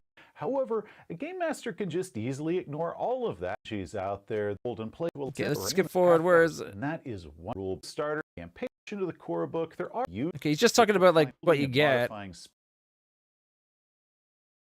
well as the huge list of pre-made vehicles ranging from want is 2, but I recommend you have 5 or 6 in order to play it. It's just D6. You don't need any other kind of dice, which I find disappointing personally. I like all the dice. I mean, we have artificial gravity and humanoid aliens, so it's a space opera game, even though some people like to tout it as being a hard science fiction. The starfaring technology is done through the jump drive, and depending on the tech level of the drive of your ship, a ship can travel 1 to 6 parsecs with a single jump. And it's a week between, like time is really important in this. Regardless of how far it goes. So even a small subsector map like see, this, see this subsector is like the way we saw that big map. This would be like one of those tiles, and then you have all the different planets inside there, and they tell you like it's just there's a lot to it. I like all the nitty-gritty details. Rarest ships in the world, it would still take a couple weeks in order to cross it. Crossing a full sector could take months, and because there's no faster than light communication, any information that's traveling between worlds must be carried on a ship. So with that delay that's caused by 1 week of jump space for every single jump, news and information can take a while, sort of giving the world a kind of an old world or frontier feeling to it, because all the worlds are kind of cut off quite a bit, and it can take a while for any news to go from one to the other to the other. Worlds are each assigned a tech level, ranging from primitive stone tools to high stellar. Yeah, see, T1 all the way up to 15. 6. I think Earth is like 7. This list shows. This is the range for the 3rd Imperium. Like nowadays, we're like T7. Earth is currently located between tech level 7 and tech level 8. Of course, game masters who wish to change any of this, the Traveler Companion gives us temper drives where there is no jump drive. The ship just goes space combats and dogfights against pirates or killer skin. Careful with space combat, you get your Galactica. So quickly to that. Or you could do an explorer campaign where you visit strange, exotic, and often hostile alien worlds, much like Star Trek. Where's the time to time. character creation? It can break down and leave you stranded. You live your life on the which was essentially like, it is exactly like Firefly, guys, but you know, with aliens. Say no more, brother. You have already sold me on it. Or we could do it just like the movie Aliens. It's even got those power loader suits like Ripley had. Or we could do it like Battlestar Galactica. Sign me up, dude, because I have always wanted to shoot a toaster. I don't know. For when I heard about Traveler, characters die in character creation. Wait, really? In old Traveler, your character could die during character creation. 20 characters high. No one makes it out of character creation alive. Dude, is this true? Can you die in character creation? This brings us to the most common question that I heard when I announced that I was going to start running Traveler. Can you die in character creation? No. While back in earlier editions, death during character creations was a possibility, and players would have to weigh the potential benefit of going to another term with their pre-career in order to get some benefits for it, versus that possibility that their character might die and then they'd have to start all over.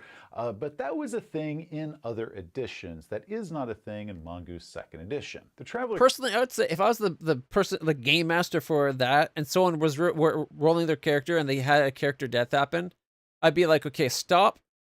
That's just the end of your character creation. That's your character. Go on from there. You now got to make your choice. Whereas, because don't want to start over fresh, right? That's a lot of work sometimes. Character creation system is awesome. It quickly won me over as my favorite one out there. It's kind of like playing a miniature game where the players create their characters, building little backstories for them and connections to each other, and it is just incredibly cool. Now, the persistent reputation that Traveler has about character creation death has chased a lot of people away from the game, and they've never even checked it out because they've only heard this about it. So once again, that is not a thing in Mongoose Traveler. Or at least it's not in the core version of Mongoose Traveler, that is. The Traveler Companion gives us several alternate character creation methods, ranging from point buy or packages where you choose your character's background. Yeah, so you could just pick if you want. I like the rolling of the character because it's kind of cool. Like, you start out, you get your basic stats, if I remember, and then it's like, depending on what your stats and how you roll, it's like, did you have a high enough points to get into this school or into that university? You didn't get into the university of your choice. Well, you went into the career. What kind of career did you go? Like, you do your rolls to check, and then based on your roll, it's like, did it happen? Yes, no. If it did, follow down this path and continue rolling. If it didn't happen, follow this path and do some rolling. And so there's usually, like, if you failed after that first one about getting into a university or not, sometimes with jobs, like if you fail something, there could be negatives, but there's always bonuses to it. Like, nothing's ever pure negative during character creation.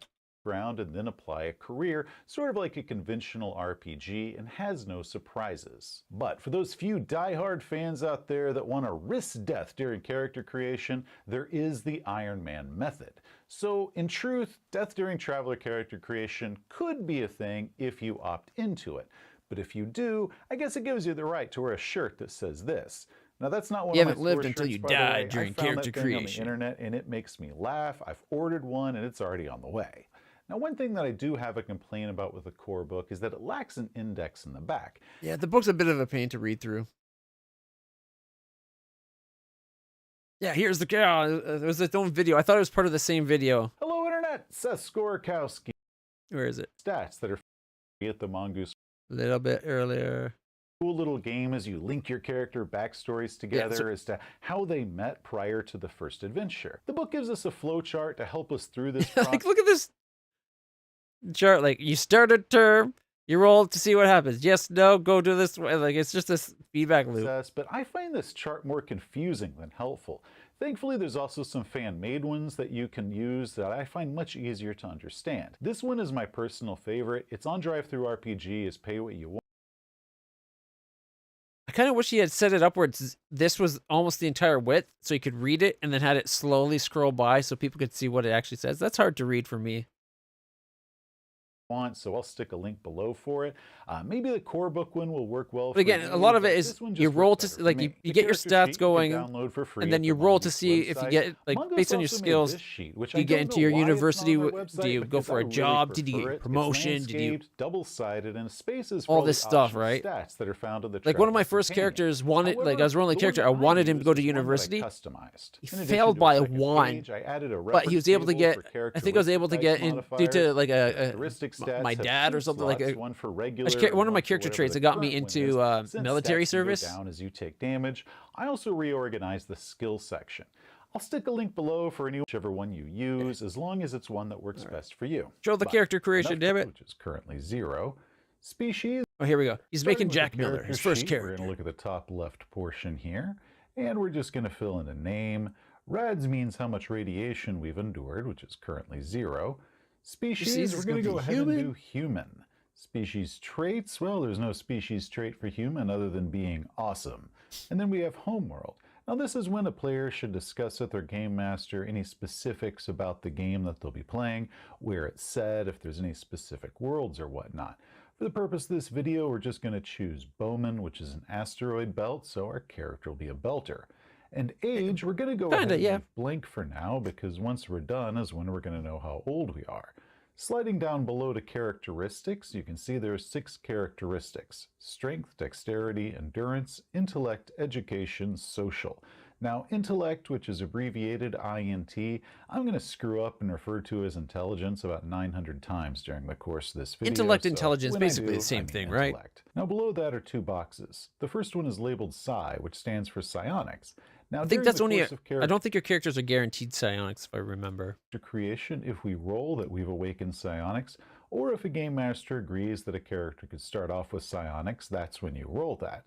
Next to Psi is a blank spot. For our game, we use that for the luck characteristic, which comes from the Traveler Companion. That is just one of the optional characteristics that they have. I don't have the companion books. I want to get them. We're just going to go ahead and ignore that because we're only going to focus on the core parts of the game. Now, to roll up our characteristics, each of those is 2d6.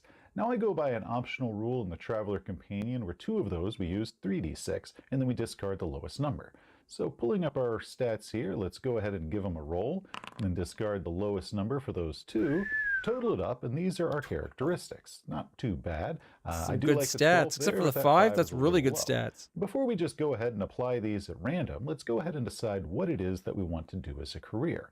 Our character would like to be an agent, and specifically under law enforcement. So it's hard to get into, like, if you want to be like a spy. So the 2 characteristics that are going to be used for qualifying for the job as well as... So yeah, so like you see, there's like each job category, there's like 3 different categories for each one. Like agent, basic, you need at least an intelligence of 6. To then be in law enforcement, you need to have endurance of 6, and intelligence needs to be 6+ as well for the advancement. Otherwise, you're kind of stuck at low level in the job. But say you wanted to be like an entertainer, you need dex or intelligence at 5. And if you're an artist, journalist, or performer, you need to then have this secondary stat. And the advancement in that career is based on this other stat, is how if I remember correctly. Survival and advancement. So we'll go ahead and give those 2 stats the higher scores. That way we've got a better chance of qualifying and surviving in it. Going ahead and putting our stats in, the next thing that we do is we add our... So I got 7, 5, 12. Intellect was a 10, education 9, dice modifiers, which you can see in the characteristics DM's chart above. Right here. You can see that our dexterity has a -1 dice modifier because our dex is low, while endurance has a +2 because we've got a pretty good endurance. Notice our education has a +1 dice modifier. This is something we'll need to remember as we start background skills. These are the skills that our character has when they reach 18. Just different things that they learn throughout the course of their life. I miss playing Traveler. A number of them we receive. Like I said, I only got to actually play it one time. In our case, +1, and then add 3 to that. So that gives us 4 background skills to choose from. You can choose any of these that you like, though whatever background you have, and that was like 4 years ago, being a belter should be taken into account. Let's go ahead and just choose these 4. These all start off at level 0. You can tell that 0 next to it. Now going back to the character sheet. Yeah, a lot of skills, there's some skills that anybody can use, even if they don't have skill points in it. But a lot of the skills, you can't even attempt to do anything in it unless you have a skill point. Or like, you notice that electronics has several subcategories under it. Comms, computers, remote ops, sensors. Now what happens is once the first skill under an area with subcategories gets a 0 in it, all of them get a 0 in it, so we'll just go ahead and fill that in. Now after this, they will advance individually, but once the first one gets a 0, they all do. Now the reason that we have 0 skills instead of being the regular 1, 2, or 3 is this means that if our character attempts to use any of these skills, they're considered trained in it, but not trained enough that they get a +1 or a +2 for them. If they attempt a different skill, they have a penalty for being untrained. Our untrained modifier you can see at the top, and that's going to start off at a -3. So if we use any skill that we have nothing in, that's a -3. There's a skill roll. A skill that you can get that makes complete, it let's go ahead and give you better turn than 1. These are the ages of 18 through 22. At this point, we could either jump straight into our career, or we could do a pre-career education, such as university or going to military academy. We'll go ahead and go to college. Now, in order to get into college, we have to make an education check of 7 or higher. Yeah. And because our education has a +1 dice modifier, we get a +1 to this. So we roll 2d6 and add 1, and if we get a 7 or more, we get into college.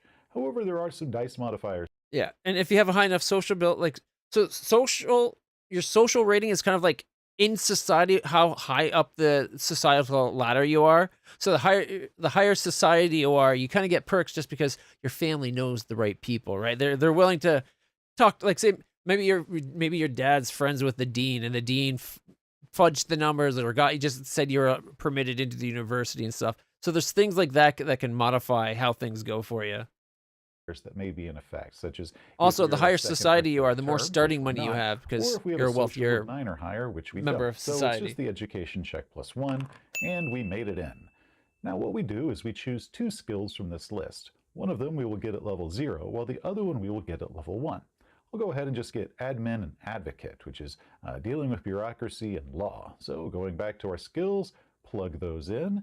The next thing that we get for being in a university is our education stat goes up by 1. It's now an 11. Raising that up to a 10. Oh, right. I thought the intellect got 2 10s now. Has certain events that we roll for. For university, we check this chart, and we roll 2d6, and whatever we come up with is what happens to us while we're at school. We got a 5, and it says, taking advantage of youth, you party as much as you study. Gain carouse of 1. Now you notice that says carouse 1. What that means is if you have nothing in carouse, or if you have a 0 in carouse, it is now a 1. However, if your carouse is already 1 or more, this does nothing for you. Yeah. Now for our character, we already had a carouse of 0, so we move that on up to 1. Now let's see if we graduate. Graduating requires that we make an intelligence check of 7 or higher, and if we roll an 11 or higher, then we graduate with honors. Ooh, does he get honors? The benefits that we get is those 2 skills that we received earlier, then raised to levels 1 and 2. Our education characteristic goes up by 2 more, and then we can have certain benefits to qualify for jobs a little bit easier after this. So let's go ahead and make our intelligence check. We have a +1 because we've got a good stat, and we didn't. Too much partying. So we didn't graduate college. Now this is the end of our first term, so now we can begin our career in term 2, which are the ages of 22 through Usually 26. there's, like, you then roll to see negatives because of your failure. There's like negatives and stuff sometimes, but I think that's only for during your career. The left-hand portion to talk about qualifications. In order to make it into this job, we have to qualify, which is an intellect of 6 or more. We have a +1 dice modifier for having a good intellect. Now, if this was not our first career, we would have a -1 for every previous career we've had, but that doesn't apply here. So rolling 2d6 +1, we made it in. Okay, now at this point we get to choose he is a police officer. One of the 3 possible assignments: law enforcement, intellect, or corporate. Well, we've already decided we want law enforcement, so we'll go ahead and choose that. And now is time for basic training. For every first time in a new career, a character receives certain skills as their basic training package. If it's their first career, isn't that cool? Like, just the way, like, you're like you kind of roll a little mini game of living your life up until you're about to start Usually your that's under adventure. Service skills. So for us, we're going to receive a 0 in these 6 skills. Go ahead and update that on the character sheet. As starting to get skills they can actually do things with. To denote that they're subfields. And then we get to go through regular training. For regular training, we get to use any one of these 4 charts: personal development, service skills, advanced education, because our own education is of 8 or more, and then we get to have one in the So you roll the dice to find out what happened. But we don't get to use intelligence or corporate because we didn't go into those fields. I'm going to go ahead and go with the law enforcement category. So what we'll do is we'll roll a d6, and whichever one we get a full level in that particular skill. Okay, so we have streetwise. I've heard of an alternate variant. Rather than just picking one of these, is you get to pick one from the top, and because you get the one on the bottom that you choose. Gives you a little bit more skill points, but it also lets your character, like, it just gives you a little bit more capable character earlier on, so you don't have to do it every time you do a term. It's 4 years. There's also an alternate variant where it's less years. I've heard people use 3, 1, 2, or 3 even. Having it be every year seems almost appropriate, if you ask me. But we did 2 years, because you don't want your character to get too old too fast, right? But having it do it where you roll to the top, and then you get your one from the bottom, you get one of the skills. So had he rolled a 3 from the top, you could have picked either endurance, investigate, or explosive. Getting his stats usually a really good thing to have, though. Back to our character sheet, we're going to raise our streetwise, which we already had, from 0 to 1. Now, if there was nothing there, we would still get a 1, because this is considered a full level. Now let's see if we can survive our turn. For each turn, we have to check our survival roll to see if we continue see, this is on the or if part we where fail bad out. things can happen to your Law character. enforcement, that's an endurance check of 6 or more. Now remember, we have a +2 dice modifier for having a good endurance, so this should really be pretty easy for us. So we roll 2d6 plus 2? 2d6 and add 2 to it, and we made it. Now if we had failed, we would then look at the mishap table, but because we made it, we get to look at the events table. This is done by... So you successfully made it through your career. This is what happened to you during that 4-year period as you worked. rolling 2d6 and seeing what happened during our term. And it says, the investigation takes on a dangerous turn. Roll investigate of 8 or higher, or streetwise of 8 or higher. If you roll 1 mishap. Okay. Or if you so fail, since we already roll a have mishap. streetwise of 1, I'm going to go ahead and use that. So I roll 2d6, add that +1 for my streetwise, and I made it. Now we get to choose between... If you succeed, increase 1 skill point by 1 level. Deception, Jack of all trades. Jack of all trades is really good. That's the one where you get to use skills that you're not trained in. Usually you get a -3, but that would make it a -2, I believe. That might have been an alternate variant that we played. The person I was playing with did. Because it might be that now that you have Jack of all trades, you can do unskilled things at -3. one of these following skills. Deception, Jack You'll of all probably mention it trades, right here. Persuade, or Tactics. I'm going to go with Jack of all trades here. So going back to skills, you'll notice that Jack of all trades is up at the very top, and that's because that skill is different than all of the others. So go ahead and put our 1 there. Now what Jack of all trades means is that for every level that you have in that skill, your untrained dice modifier for untrained skills is reduced by that much. So our untrained is now reduced to -2. Of course, Jack of all trades, that caps out at 3, because that's the most you could have for an untrained penalty, but it is a very coveted skill to have, and I'm glad to have it. Now let's see if we advance or get a promotion in our job. That requires an intellect check of 6 or more, so we roll 2d6. I had one character where I was going through the military event, and then on, I think my 3rd term, my character was starting to get to the point where it's like, I was only going to do 4 terms max. My 3rd term, at this point, my character had been advancing. I had some really good rolls. School wasn't the greatest, but going into the military, I was having decent rolls. And then I had an investigation where I got it. Basically, I got a rival in my 1st year, I think, as in the corps. Something happened. I can't remember the details, but there was like an event, and I gained a rival. And then the next year, I had an event where happened where it's like, I angered an admiral, like a superior officer, and I think at this point I had already advanced. So I was like getting up there in ranks. It was kind of fun. It's neat how you can roll and see how like you get this history you get. It's 1 for our high intellect, and we made it. So now we've gone down to our rank. Our starter all right. is So a you rookie, yeah, rank so you can 0, get but now like we've moved on for law enforcement, rookie, corporal, sergeant, detective, lieutenant, chief, commissioner. If you're military, it goes all the way up to admiral. to rank 1, corporal. And I think I was like That 3rd gives us a rank at something, streetwise and of because 1. of my However, we rival and already the have guy a that the streetwise of 1, superior so I that doesn't angered, do us any good. I had a But negative on my also, next when you check, get and a it got rank, me you get kicked to out of have the 1 more military with training skill. dishonor. So we Just go like I back was to our dishonorably training chart, discharged. check the 4 that we could choose between. This My time character I'm was gonna go with advancing service so well up to skills. that I'm point. gonna roll a d6, and it comes up with recon. So go back to our character sheet, give ourselves a full point under recon. Because the character I was talking about, I think I had it where the event I had that gave me double advancement or something. Like I basically got skipped a rank. And that's the end of our term. Because you get to At this make the point, we could backstory up stop about now, how it begin happens our and tie it career as in. a traveler, or we could keep going. Well, let's just keep going. Because with I that. got- Begin term 3, ages 26 to 30. Yeah, see, your We're gonna go ahead character's and getting keep our older. Career going, and So because I had that advancement thing, we did it where that's what the rival ended up hating me so much. as an agent, so we don't need to worry about qualifications or any of that. We can just jump straight into our training. Once again, let's go ahead and choose which chart we want to roll off for this term. This time we'll do personal development. Maybe if we can get that dex +1, that'll remove the penalty we have for our low dex. But rolling the dice, we got gun combat. You notice that gun combat has subcategories underneath it, so we have to choose which field we want that +1 to go into. gonna be? I'm going to go ahead and choose energy, which is laser weapons as well as stunners. So now we have an energy 1, meaning we get a +1 whenever we use There an it is, right energy there, by the weapon, way. but we don't get a +1 whenever we use a slug gun or archaic gun. So we have to choose exactly which field that one is going to go into. Now let's go ahead and see if we survive this term. It's an endurance check. Once again, we have a +2 dice modifier for our good endurance. And crap, we don't. Ooh, they did not So now we survive. have to roll on the mishap table to see what happened that caused us to lose our job. So, yeah. Your work ends up coming home with you and someone gets hurt. Choose one of your contacts, allies, or family members and roll twice on the injury table for them, taking the lower result. So something bad happened to a family member. Like, see, this is what this is what I love about the game. It's such a cool way of making a story. Like, you make a character and you can't just say whatever. You have this history you actually build in the game. Can't tell you how many times I've played D&D or some other system where the people just make up this ridiculous story.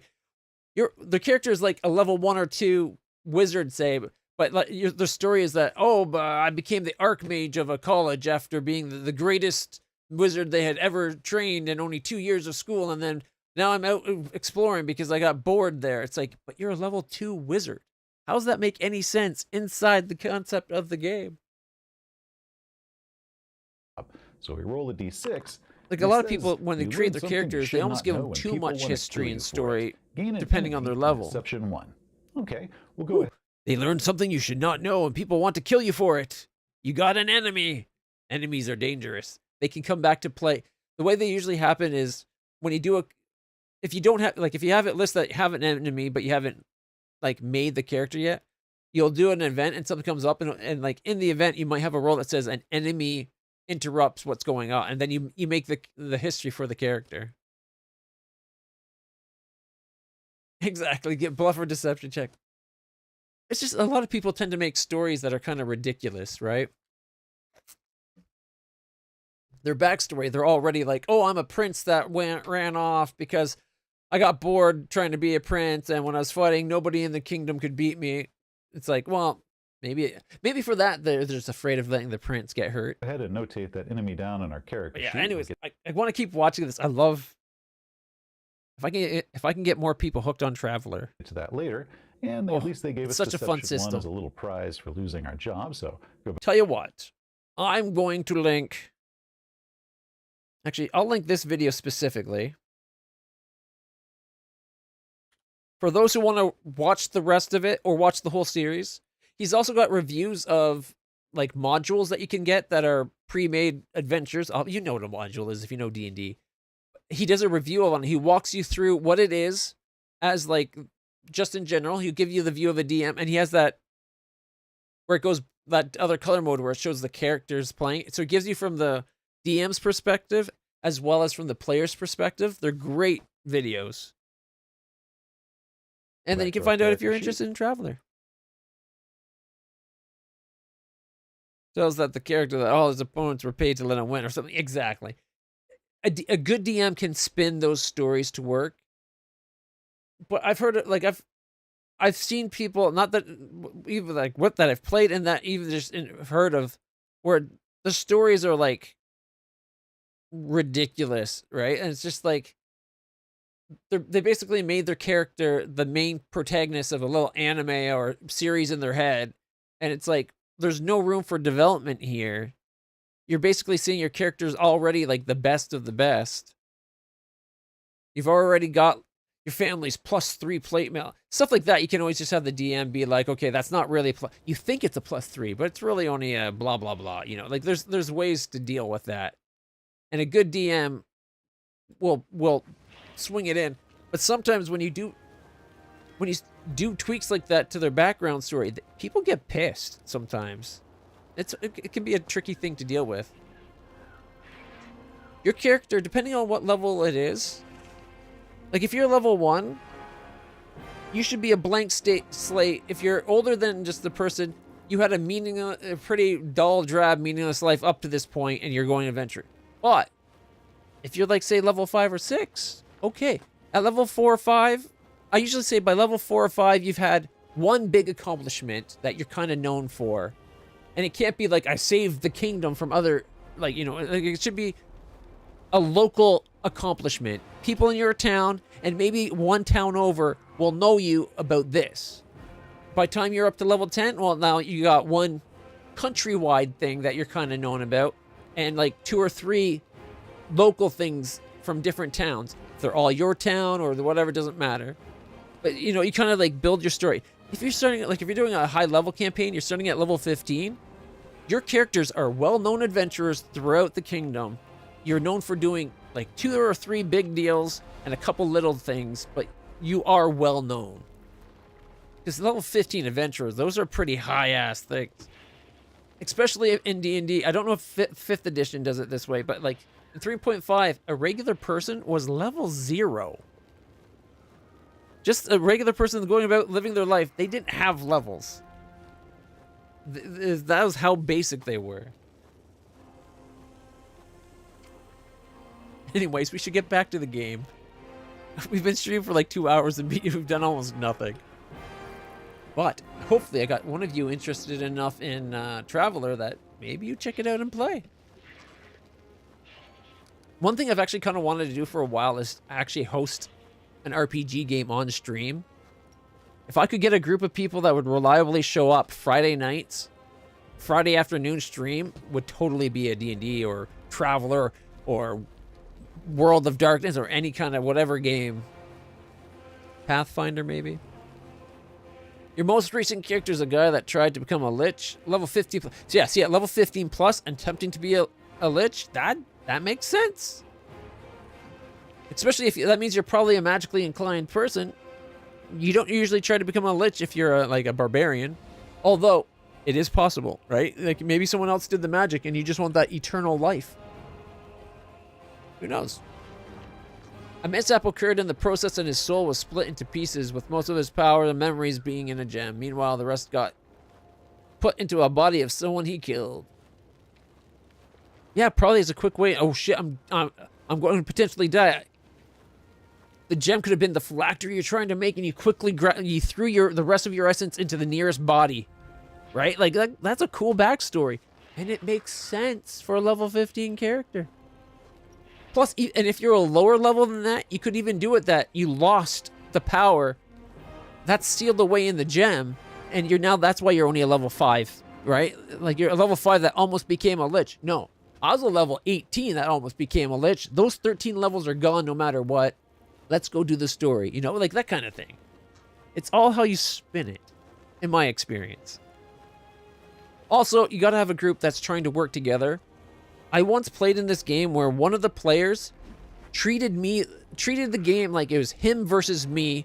He wouldn't tell me anything about his character. He was confrontational. It was like, it got to the point, we played two rounds of that one with, like 2 sessions. And they were about 4 or 5 hours each. The second session got 2.5 hours in, and I was like, look, I've told you this a bunch of times now out of stream, like out of game, because I talked to him afterward. We all explained it to him during it. It's like, look, you're not playing against me, you're playing with me. I'm just the computer telling you how things work. And he's like, no, you're going to cheat and try to kill me. I don't trust you, blah, blah, blah. It's like, it got to the point where I was like, look, I'm not going to play with you if you're going to be this way. You're ruining the game for me. You're making issues for everyone else. The D&D is a collaborative experience. You're not trying to beat me. I just happen to control the bad guys because somebody has to do it. And he just never got it into his head.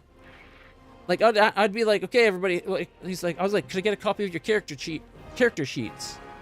All I really wanted to know was like, their basic modifiers, right? Like, what's this person's initiative? How many hit points they have? Because that way I could keep track of things. But he's like, no, if you're keeping track of them, you're either going to cheat to try to kill us or you're going to cheat to keep us alive. It's like, well, which one is it? Am I trying to kill you or am I trying to keep you alive? At that point, by that point, I was trying to kill his character. I wanted him gone. The guy was an asshole about it. My understanding is that the last time I heard, which was 8 years ago now, he was still playing that way. I can't understand any DM wanting to play with someone where the person is literally trying to beat them specifically and not beat the story or the bad guy or the world, the DM. Basically, he would try to unrail anything the person was trying to do. And he was a horrible metagamer.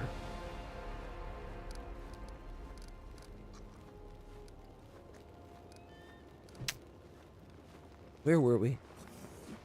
No, I was so sad because they were arguing. I tried to make friends with them again, but then they just yelled more and swung their swords. And then I cried because I didn't want anyone else to die. And my tears fell on the altar, and then smoke came out of it, and then the altar split in half. Then all the knights screamed, and the demons came from outside and yelled that I had insulted Baphomet. But I didn't want to hurt anyone, I swear. I just wanted everyone to be friends again. I'm losing my voice, it seems. I can't do her voices today. You've been told by your DM that he fudges rolls when he rolls a few too many nat 20s against the party. He says, I'm the player with the most number of fudged rolls. Probably. Sometimes a DM has to fudge a roll just because he miscalculated. Like, making encounters is fairly difficult if, depending on, like, you have to take into account, like, all the magic items you get in character. The challenge rating, like the CR system, horrible. There's some CR2 things that can mess up a party where a CR5 would be a piece of cake. There's just some things. There's some situations that can snowball. And sometimes maybe you made a bit of a custom character, or you had an encounter with a few too many, you just misjudged, and there's too much going on for the party to handle. Could be that the party's having a really bad day with rolls, and maybe this time, those 5 extra goblins, they're just too much. Why is it too much? Not because they're a threat, it's just because 5 extra attacks every round can add up. So sometimes you selectively choose, well, okay, I'm not going to shoot that person, because if I attack them, they're probably going to die. Maybe I'll go for this person instead. There's enough people to spread the damage around. And sometimes you roll, like, I've had it where I had a character one time. It was early in the game. It was supposed to be the big bad, like the BBEG, big bad evil guy's lieutenant. And it was their first time coming across, like they're about to get the main hook of the story. Because there was some political intrigue stuff. They had been doing like low-grade adventuring, building the trust for the kingdom. And a lot of the things were tying in, like they're finding clues that like, oh, something is going on. But there's like hints, right? Like, they kept hearing this person's name, and it was the lieutenant. They finally encountered this guy, and he had a weapon. He had improved crit and stuff. Like, unfortunately, I let one of the players that's a min-maxer help design this character, because I wanted him to be a threat. And his opening move, he rolled a nat 20, and I rolled max damage. And the person that happened to be... Because a character, I think it was the bard. It might have been the wizard or someone who didn't have a lot of hit points. And I wasn't planning on them to stick around in the fight. This was supposed to be a fight that they understood they couldn't stay and fight. First round, dropped the character in one hit. The guy had like, I think it was like a triple or quad damage weapon and max damage on a nat 20. And back then, remember, like the guy basically one hit the guy. It was like, fuck, someone's already dead. It was like, I think it was our 5th session. And one of the characters, at this point, the characters are only level 5. We started at level 3. They're now level 5. And it's like, oh man, I just killed them. And like, so I fudged it. The guy did a lot of damage, but he didn't die. So it was like, we're going to pull that back. And the guy that made the character knew I pulled it back. Because I mentioned that it was a crit. And he knew how to, like, he knew what the character he made. So he's like, his face went a little white and his eyes went big. And he was like, oh shit. Because at this point, he'd been in enough fights. He had an idea of the other guy's hit points. The guy wasn't at full hit points either. Like, that was part of the problem. Although this particular attack would have killed him from full anyways. I think it would have put him down from max health. Oh, how much damage did it do? It was something like 62 or 63 damage or something. Like, it was a lot of damage. And the guy only had like 42 hit points. Like, I fudged it. I put him down. He's like, I said he was down. Like, I didn't leave him standing. I'm like, your character drops. They think you're dying. And it wasn't, I just had him unconscious. Like, I was not going to kill him in that moment. But that was a moment I had to fudge it. I let the min-maxer make the character a little too powerful. And like, sometimes that happens. Silvery Barbs, a nat 20 gets another nat 20. Exactly. Sometimes things just kind of snowball too, right? Like maybe one character does a risky move and they get knocked down. Maybe that person was the cleric. Maybe now they have no way to bring people back up, and because of it, they're going to start. Or even if it's not the cleric, bringing them back up. That's one turn where they didn't do damage. So maybe now there's that extra that's the attack economy against them. Or the action economy is starting to turn against them. That's why in 4th edition they had the minion system, where you could have, like, say you'd have a Goblin Shaman, perfectly leveled to be a difficult fight for the party, but he has because he's 1 on 6, the action economy is very much against him. So you have minions, and in 4th edition minions, they attack and armor class and all that is all the same. The only difference is minions have 1 hit point. They're just there to soak up some damage and give a little bit of potential damage back. They're action economy equalizers. They're not supposed to be there to try to stay alive and drain damage. They're just there to tie people up long enough to balance the fight a little bit. Because players quickly get a lot of action economy. Especially with fighters where maybe they get 2-3 attacks a turn. If you're fighting things that only get 1 attack per turn, maybe you need a bit more. A rule of thumb that takes a lot of keeping an eye on, because it can get out of hand if you're not careful. The people attacking the player's party, they should have at least the same number of attacks per turn as the party gets. If everybody was attacking. Now, if they're more damaging, you don't necessarily need that, but for just a random normal fight, you kind of want it like that. Things won't probably necessarily have their hit points or their armor class. They definitely won't have the match. Like, the players will always have the advantage usually, but you want to kind of have at the start of a fight, at least one that's supposed to be kind of a threat. Have it start off where the things they're fighting has at least as many attacks. Now, if the things only get 1 attack, then there's more things that attack. And it kind of works out pretty good, I find. Again, you have to keep a close eye on it, because maybe the special abilities and things could potentially, like anything that causes level drains or stat drains, be very careful with. When the party calls you the cursed child and has a list of races and classes you've died as, while also implementing a rule that you can't pick the same race or class that you picked before, finally being that sole exception to the lucky fetus band. Yeah. I would say you can't be the same thing as you were last time. But just last time. You don't get, like, the things you did before that I would allow. So maybe you alternate between your 2 favorite classes. Like, if you're a barbarian lover, you're a barbarian. He died. Okay, you can't be that kind of barbarian. You can't be a barbarian or that race again. Pick your new one. Oh, this time you're an elf sorcerer because you like sorcerers. Oh, he died. Well, barbarian is back on the table. You know, like, that's how I'd do it. Although if you're killing characters that much, either you're being a horrible DM or your players are being fucking idiots. Sorry. Apologize for the swear. I try not to swear too much on stream. All right, where were we? So her tears purified an altar to Baphomet.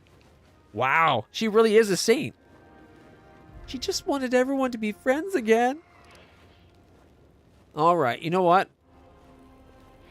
For our little elf Ember here, she wants us to spare him. I'll spare him. I've figured out what I'm going to do, or I've decided what I'm going to do with the cultists. Baphomet cultists, I hope for your mercy. I hope you will punish us with the full force of the law.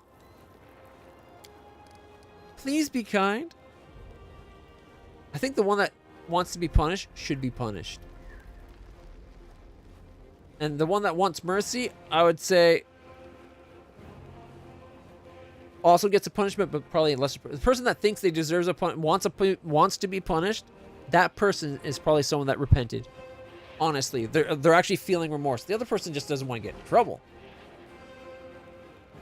Do you think you can reform then? Fine, I believe you. I believe in you. Let them be your congregation. I won't punish them. Lawful is I won't execute them, but I'll send them to prison. You can keep preaching to them, though, through the bars. Evil people don't change. Your bright-eyed chatter isn't worth a damn if you ask. I won't punish them, but I won't let them into Dresden either. They can take themselves somewhere else. Wait, that's the evil one? Is it only evil because it's being mean to Ember? That's letting him off still. Your prayer meetings became a breeding ground for cultists. I'll execute these traitors right now, and I forbid you to preach from now on. That seems more evil than the evil one. What the hell? Okay. Well, I'm gonna go good. Commander, we can't be trusted. I can't even trust myself. Just a few hours ago, I was slaughtering this girl's congregation and was about to sacrifice her.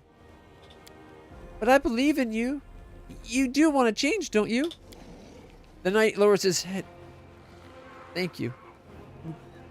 We'll try. Of course, after everything we've done, we can't remain knights of the orders we betrayed. We'll lay down our weapons and do the job you send us to do. Deal. Ember turns to you with a smile. You'll see. They won't do anything bad. Shall we go? Ember's back. Back again. She is back. And she brought a lot of evil friends.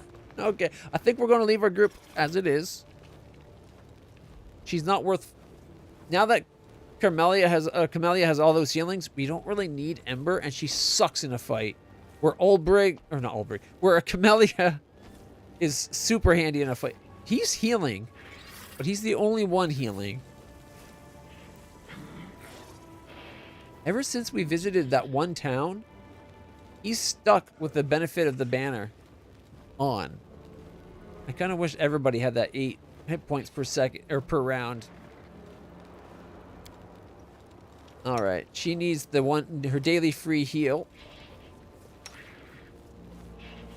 Got herself 20. All right, anybody else? I'm gonna let Ulbrich heal himself. One dog's fine. Everybody else I think is fine. Horsey could do with a heal. All right, so we're going to use up some of our smaller heals. Magritium Turinus. Magritium Turinus. Magritium Turinus. Magritium Turinus. Oh yeah, I forgot. I got this guy too. Magritium Turinus. Magritium Turinus.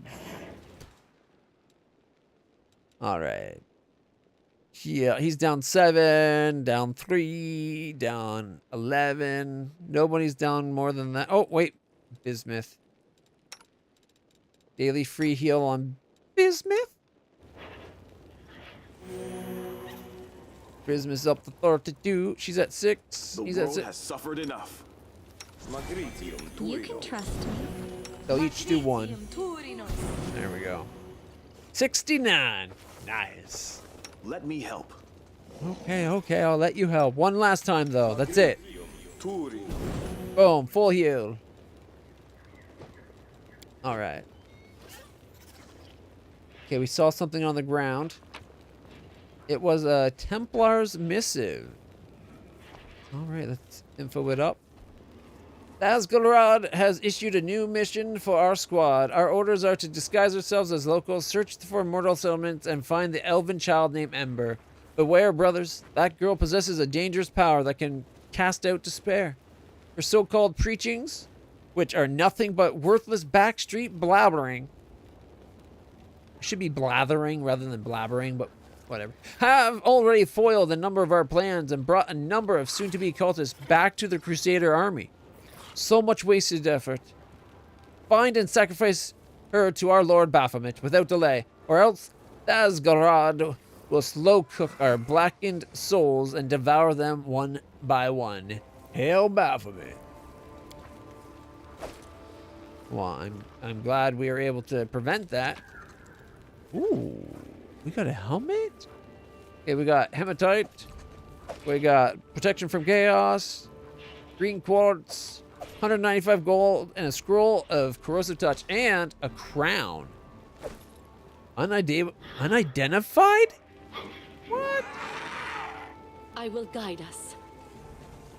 That seems kind of odd. And a bunch of junk. Ooh, magic axes. Why are we all of a sudden unable to identify anything? It's Arcana check, right? Or where is it?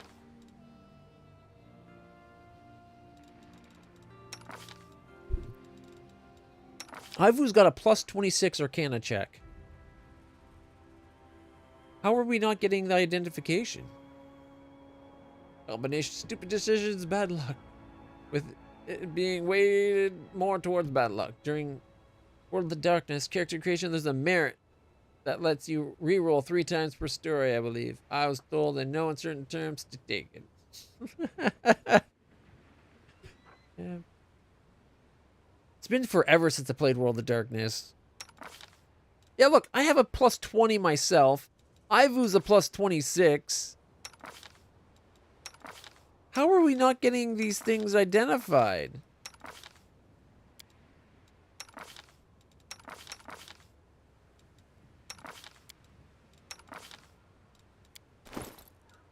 All right.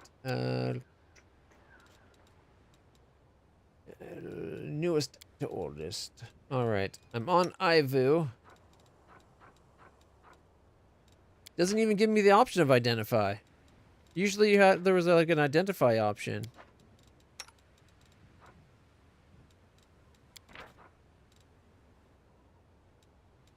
I don't get it.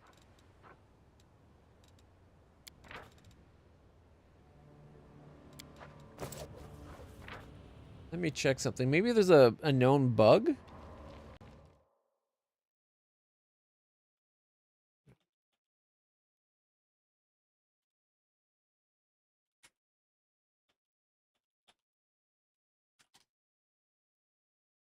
All right, identifying items. So I found a bunch of magical items as my party has 0 in arcane knowledge this early in the game. I haven't identified any of them. Are there scrolls or something?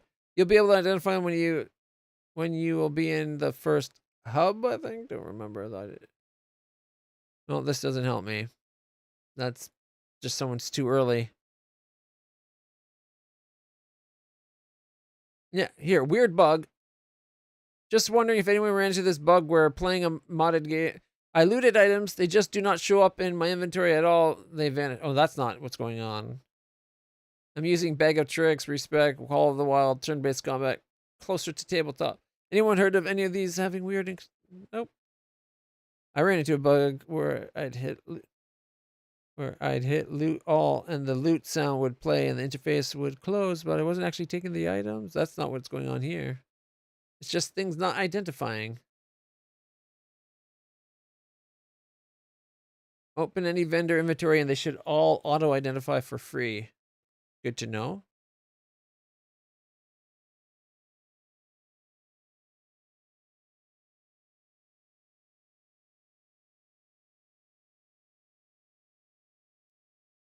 So it possibly sounds like it might be a bug to the mods.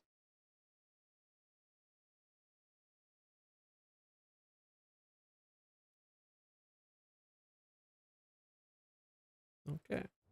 It's not a big deal. I don't think any of the things, except for the helmet. I want to know what that crown is.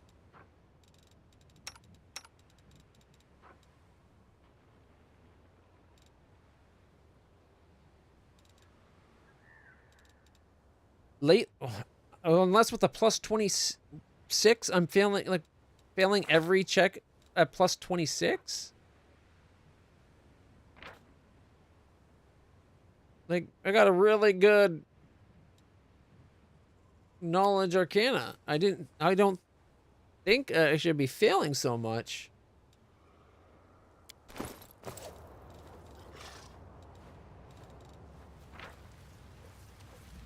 It doesn't say. It just says failed. But lately it's been saying that with all of them. Whereas before, everything identified. I think it's bugged. If Woljif's in the group, everything identifies. But he's literally a spellcaster. Without a doubt. Alright, is there anything else to explore around here? Look at that. What have we here? We got ourselves gold. An incense potion of bear's endurance, golden trinket, a dagger, and 13 gold. A lot of junk. Oh.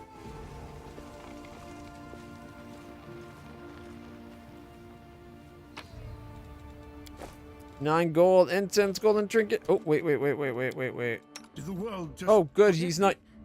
Apparently, getting killed and brought back turns off your skill. Oh, that reminds me, you should be a griffin.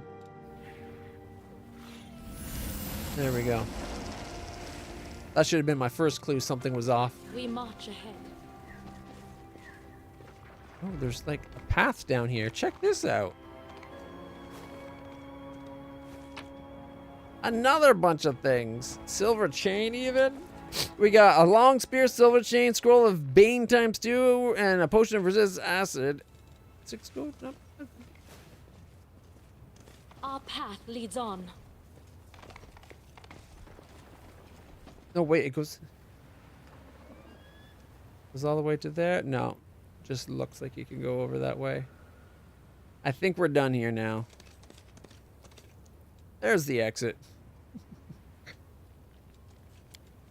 I will guide us. You think the griffin could just fly? Ivory cannot identify things? Well, I have a +20. Personally, my character, +20. Should be pretty good odds identifying things. Could swore Ivory identified things before. What's the point of having a +20 some odd check if it doesn't check? Not that it really matters. We'll find out eventually. It's just, it's odd. It went from constantly always identifying to now I just never seems to identify unless Woljif's in the group.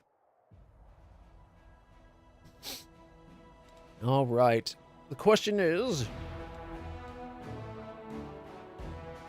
can we push down past...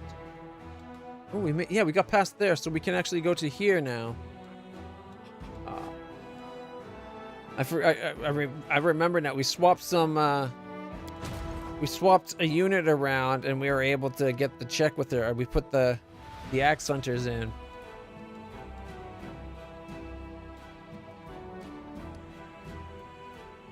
How far down does this go?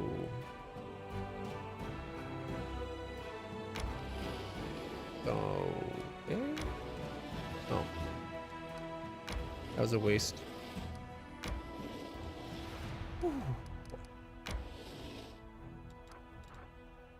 The befouled barrows. Oh, they're out. Okay. Well, actually, you know what? I'm going to reload only because I accidentally went backwards because I'm an idiot.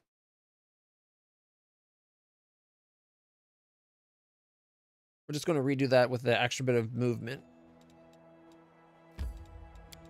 Oh, you. And then... Knapsack on a tree. Interesting. They can't go down that way. Don't want to go that way because we cannot beat a 10 army.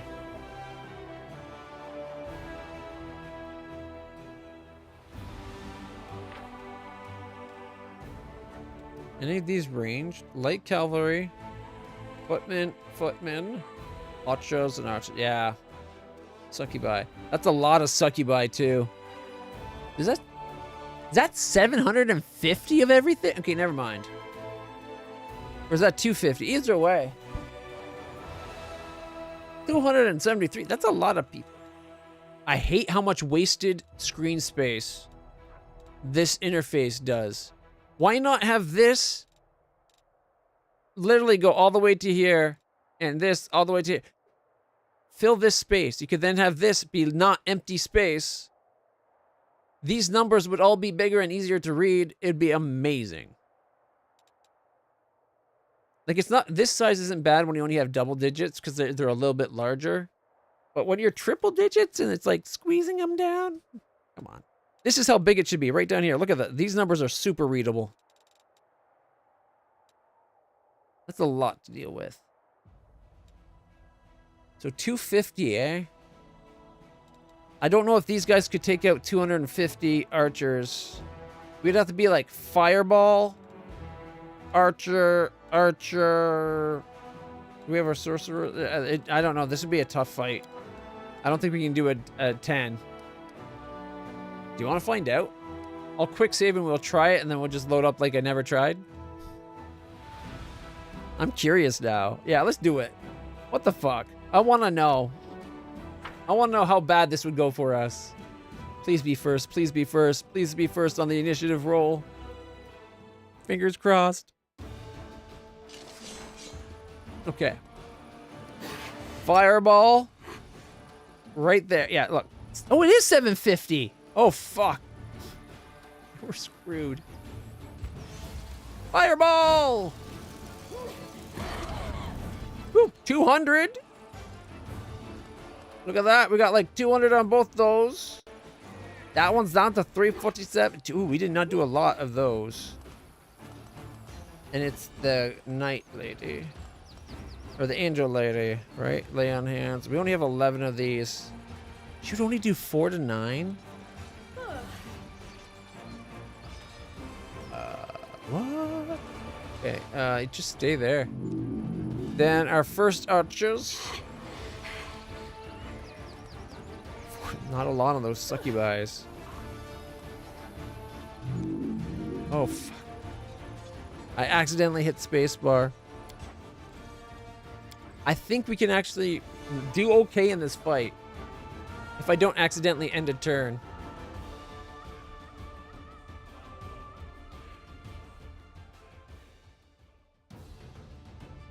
Oh, man.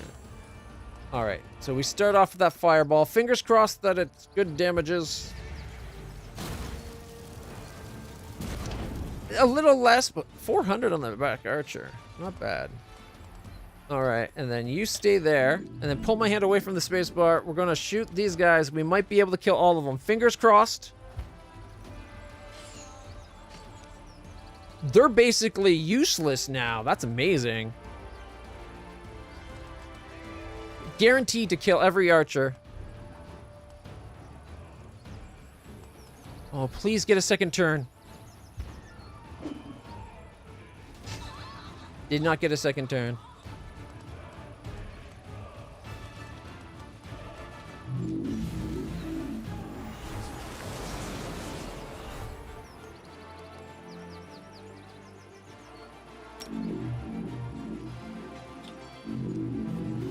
Oh, shit!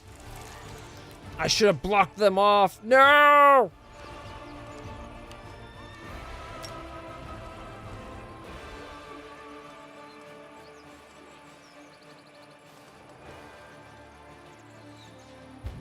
I was going to put them up there too, just to block the path. I forgot they have 750 of them as well.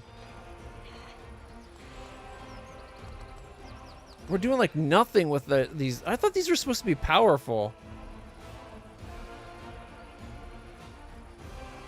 Not really. They only do 12 to 24 damage plus a d6. Really? And it says Smite Evil in there, but I don't see it down here.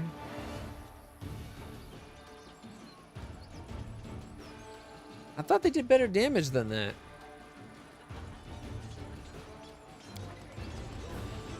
They're going to be decimated.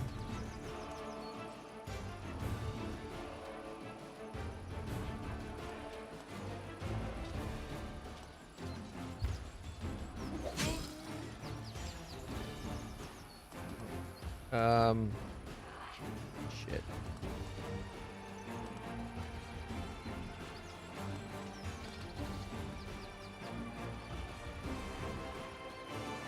Likely going to kill them. Pretty much guaranteed to kill them.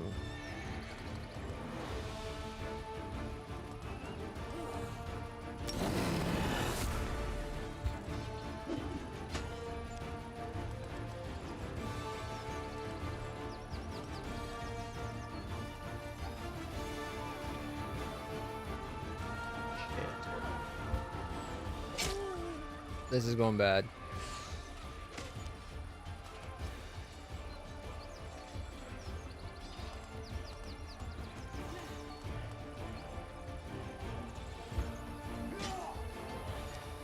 Skips shit.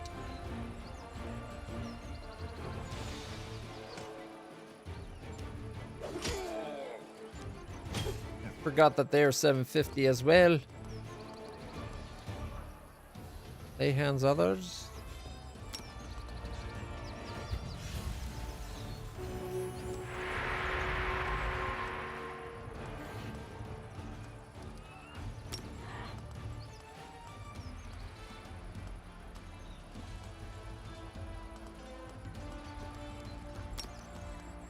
$17 to 102. Would be nice.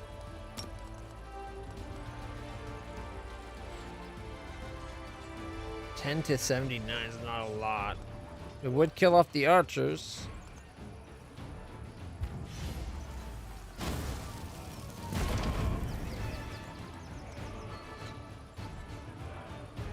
We're only getting 43 to 56.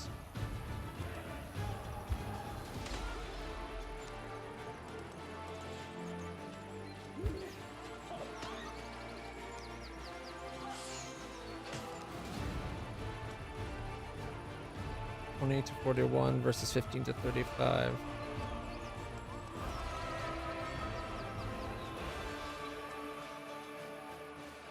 Chance of killing off all these guys. Come on. Ah, left him at 10.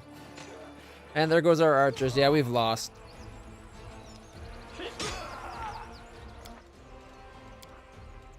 I think it's just too much with that extra 750 knights. We could block them off, sacrificing our knights to keep our archers alive.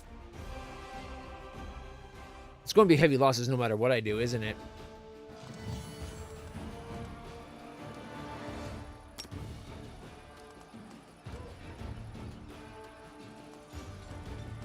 Come on, max numbers.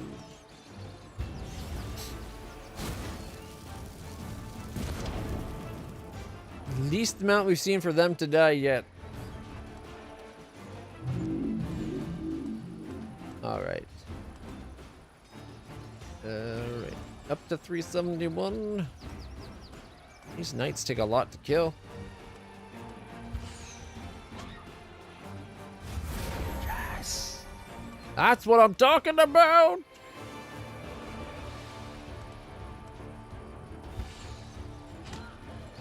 The archers are all but neutralized.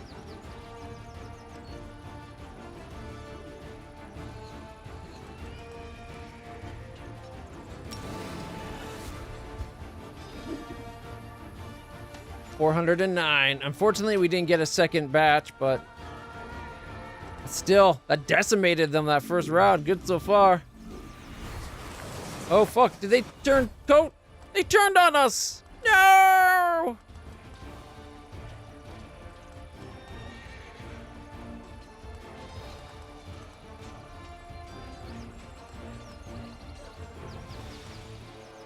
Oh, because he can get to there. But maybe since this guy turned, they won't?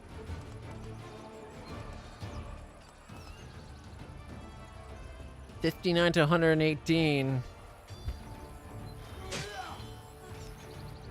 No, they didn't go for the archers. Still in a bad spot for us.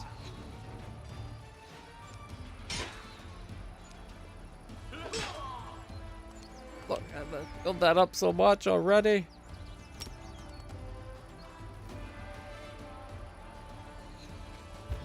Both archers dead?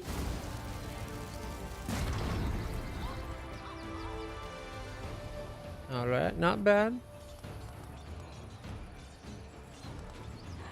Alright, if they went and lay on hands other, can they get you? Only 1 to 9 of them would come on back?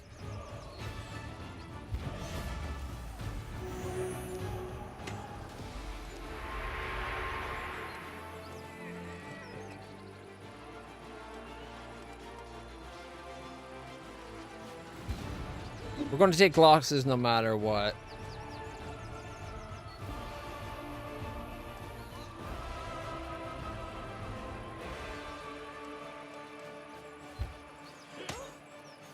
Only got 29? Are these... Oh, these are the Hell Knights? Oh, man. Should have done that shield wall last time. No! Fucker! I needed him to take care of these.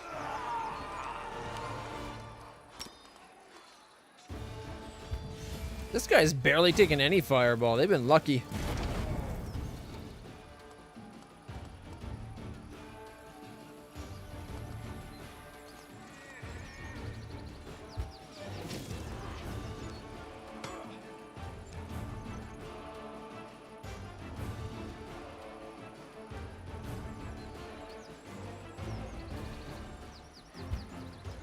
$88. Come on, 55. No, 38. Oh, no, they came back to us.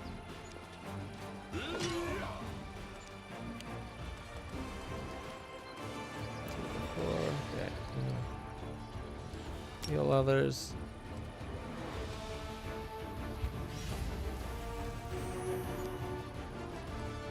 Oh man, I want.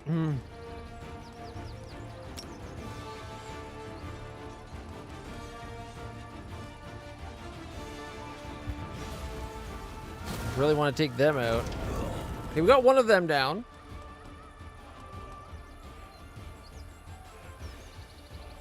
Wastes their attack. If only the... If only it had allowed me to delay them. Come on, get all of them.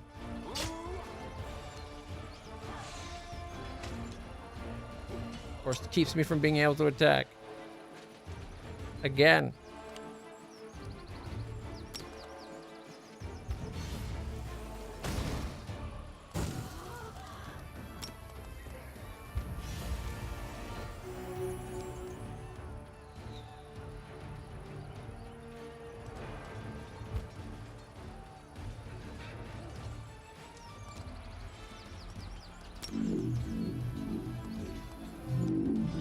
Again?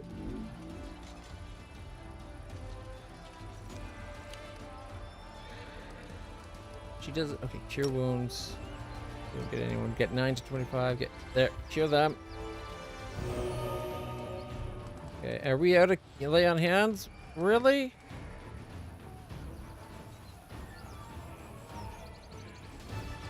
How much have we lost? More than our infirmary, probably from just the unit that got completely devastated. Those Hell Knights are a big one. How many of the archers did I have at the start?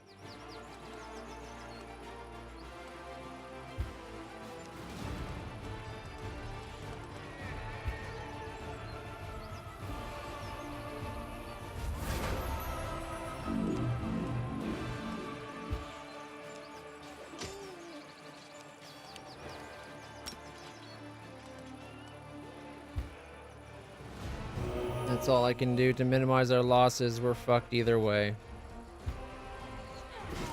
Oops. Wasn't as bad as I thought. We lost one of the archers, like the marksman. Oh wait, no.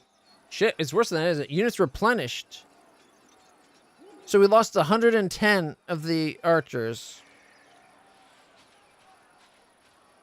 And like 58 of the Hell Knights. I don't know if that's worth it. Like, it's impressive that we beat the level 10 fight. The unit that was moving towards Dresden but fell under the succubi's charms has been defeated. Any survivors will be handed over to the priest to cleanse their souls. The dead shall be laid to rest. Only the succubi who committed the villainous act were chopped into pieces and dishonorably burned. Daily income increased by 400 finance points. We got 1 marksman now. We lost 110 marksmen. She went from a 9 to an 8.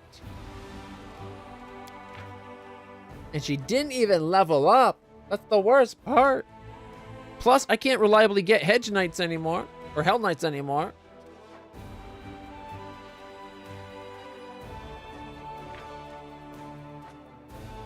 I think it's great that we can win that fight. We're not doing it. Give me another week when we can have a little bit more units. Take that succubus out before she can really mess with us. It was an interesting thought experiment. Why did it want to go a long way around? That was already walked.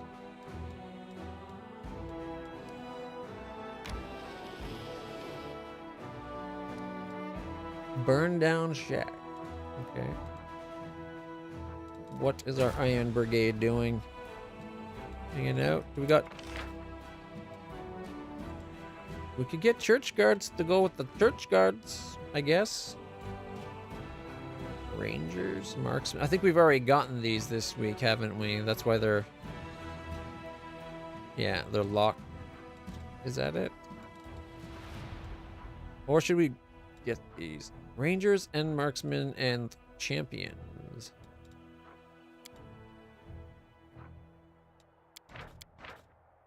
Whoa, when did we get this guy? Earth Elementals? What? 427 hit points. Only 23 AC, but 427 hit points. The Voice of the Bell of Mercy. Running tactics. Unaffected by flanking. 120 point unit. There's 20s, 16s, 13s. So these are the best units there, which is why they're most expensive.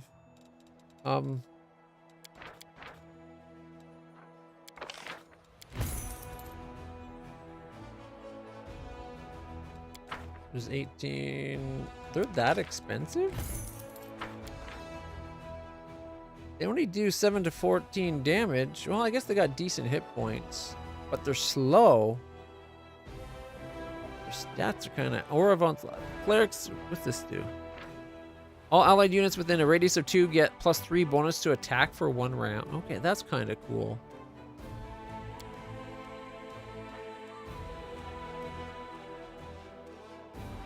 I don't know if they're worth that expense.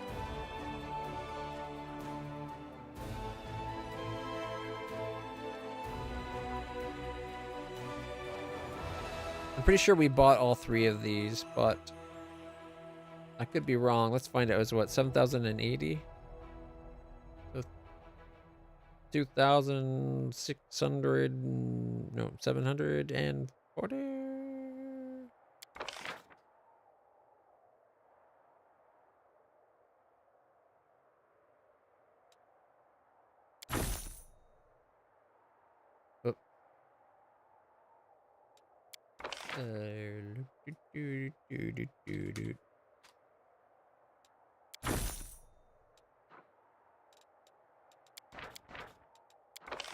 We can get them. And let's see, 6,768. 6,768. Oof, we're eating through the money pretty quick.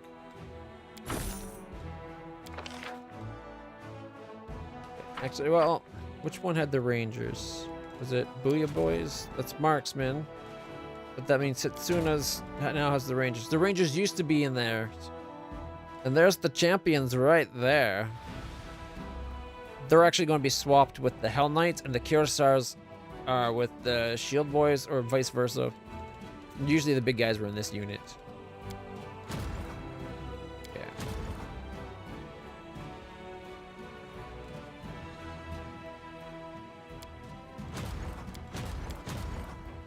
I think before we recruit them,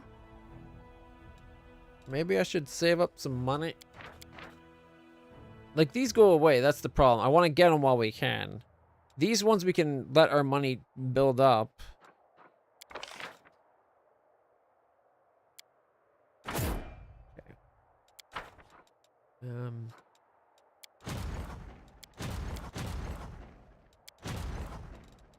Cultist or spearman? Okay. We need to go...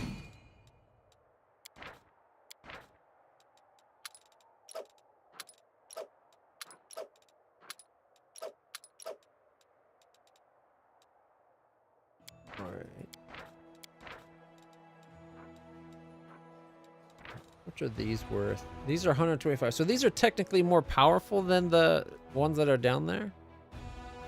Magic power of 7 for the cure moderate. They both can fly. Fire and cold resistance with the Azadas. I don't know. We only had 6 versus 11.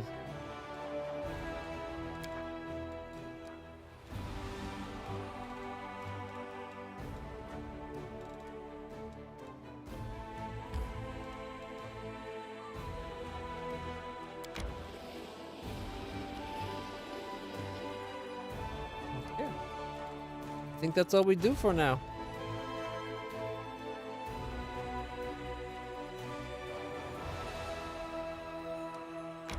Yeah, see, we can't go into this area yet.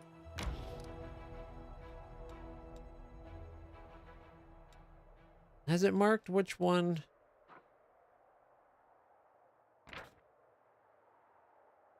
That's a lot of animals. God, I need better glasses. 300, 280s, 240s, and 86, I think.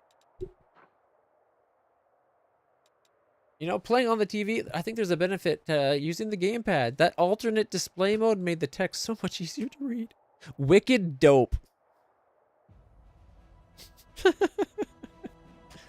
Is it 420? Is that what it is? God, we've barely done anything this stream. We had that big moment of watching all that stuff about Traveler. We've just basically been chatting. All right. They can stay. This army's kind of weak, but it was put together. It was thrown together to deal with a small invading army. She's also our weakest general. All right. So that's done with. Should we check on the crusade before we move? There's the Heart of the Mystery too.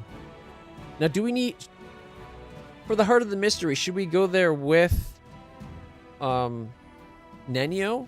I know it's not Nenio's thing. Nenio's is the nameless ruin.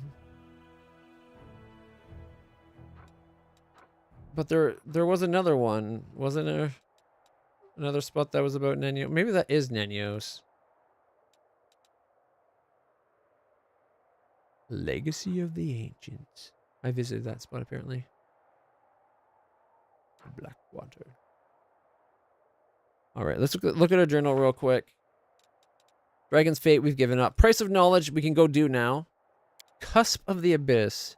There's no need to wait for help from Mendev. The force of those who have gathered of their own free will be... oh, that's right. We're going into... right. I remember. Never mind. So we're doing this one. And we have them down here now. We have to get down to the... extirpators?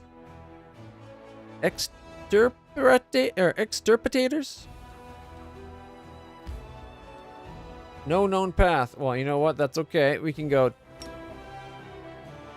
teleport! Boom. Like that. And we're here. I kind of want to check out the Heart of Mystery now. Because we're so close. I don't know how tough the Heart of Mystery is, though.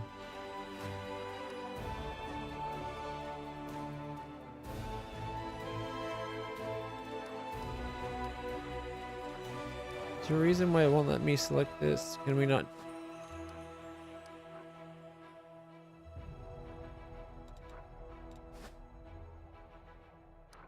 is there no easy way to bring up the cities to manage? I'll do the crusade thing then. One more day for the refugees recruitment. One more day for cloak, buy a cloak, support the crusades. And a letter about Kalesa's got 6 days left. We're not ready to rank up. It looks like diplomacy should be ready to rank up though. Unless 5's the max level. We're making 1920 a day. Which is good because I gotta stop spending my money.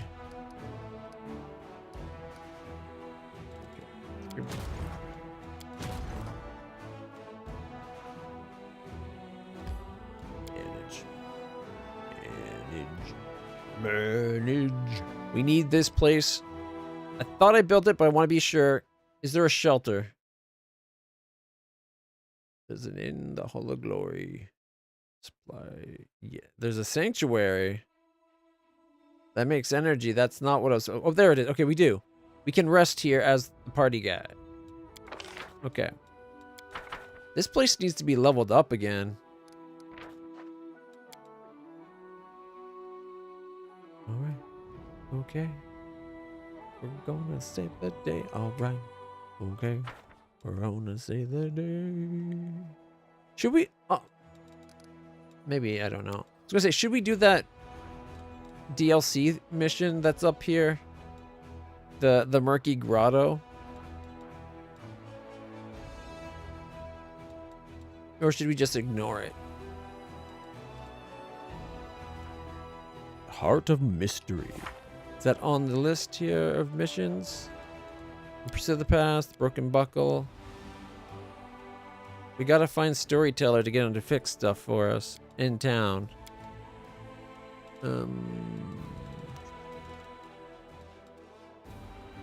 Treasure of the Midnight Isles. Explore. There's the Murky Grotto there. Not the last time we can do it.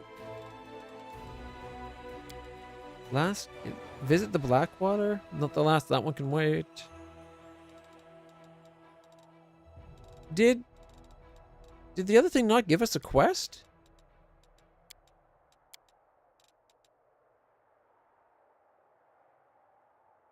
So we failed the Restless Spirit. That's fine. We're going to have 4 Forsaken Altar the bit. Right. That one is a choice. Seek and ye shall find. Dusk of the Dragons. I thought the Heart of Mystery was a quest thing. Did it not give us a quest for that?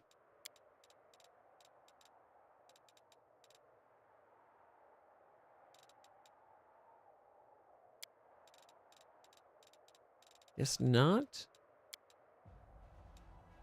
We've already made a decision.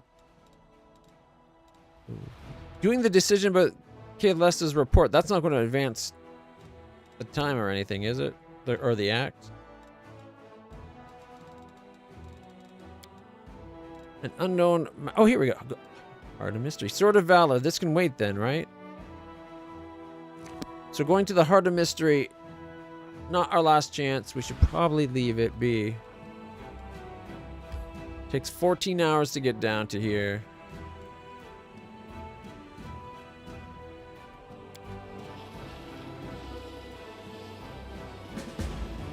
On the cusp of the abyss. All right. What's that one? Wait until the Free Crusaders are ready. So they're ready to go now. So we're ready to go attack the Midnight Feint anytime. I'm just trying to get as many of these done as possible. I think on the way back, this will be done before we get back. So what we'll do is we're going to do the Imposter. And then the Price of Knowledge. The Outcast will be handled. It's already, we're just waiting for the timer to tick down. And then that's the last of it. We can't do Dragon's Fate. Middle game is I think this happens no matter what. Improving, maximize all crusade stats. Ooh, maybe not all. This might be something I have to work on. I'm guessing that wants us to be 5s? Like, what's the max? Every aspect's important. Discipline, supplies, alliances, and combat strength. Alright. Either way, we're going to have to do a rest out here in the wilds. So, where is it? Dangerous rest. Boom. And, boom. Right? Can't. All right, we got a good chance of doing that. We're not going to be hitting the corruption mark, so we should be fine. +4 on all skills is good. The 20 and 26 doesn't matter because we're going to be camouflaged to high hell. So we're good. We got a +40 on our cooking. Whoa, what happened?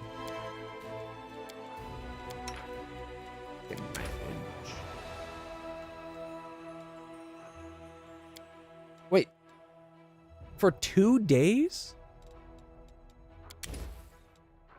So if we do something else, we'll still have that +4. Right?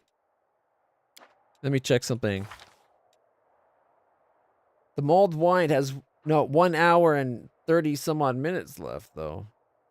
We did just travel 14 hours.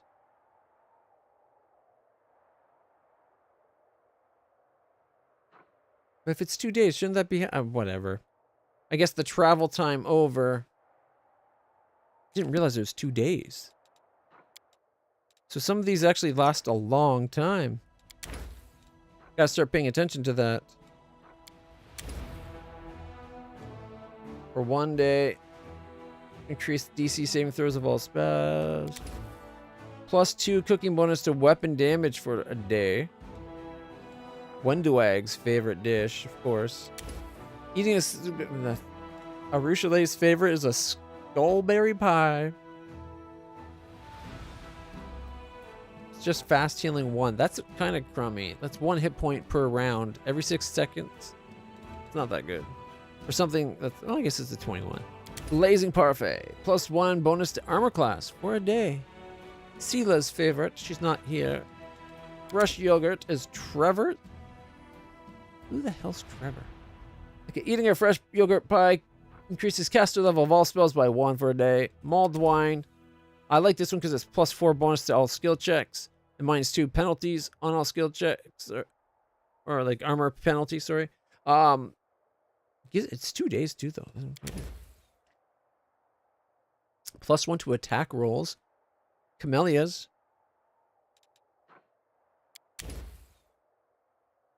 Darren's favorite, an extra 1.5 hit points per level. My personal favorite and lands, +10 to movement speed. Okay, Moss Potage gives a +3 bonus on all skill checks for a day. It's Greyboar's favorite, but he's not here.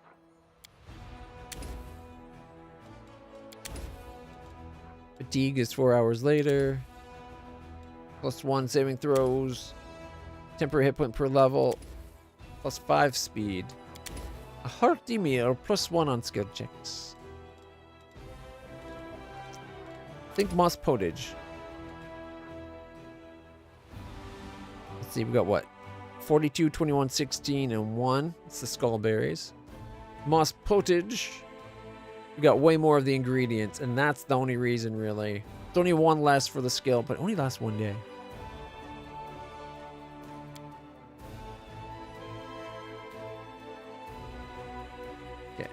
And we gotta do this because our characters are becoming fatigued. We just walked for 14 hours.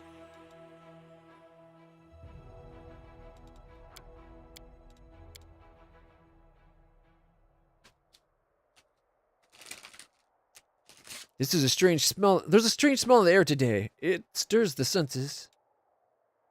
The spirits tell me someone will die. How sad.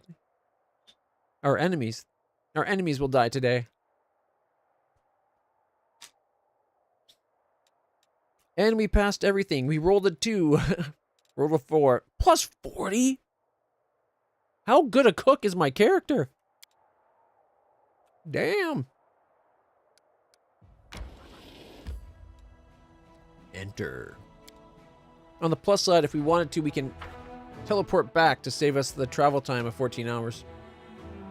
Or all the way back to the base. But since we need to hit Winter Sun, we'll do the 14-hour save and then go back, like walk back. Because then we can hit this Winter Sun on the way.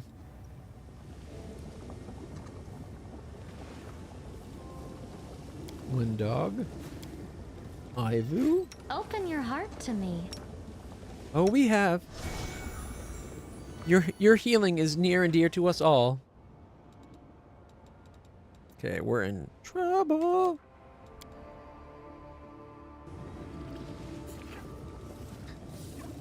Okay.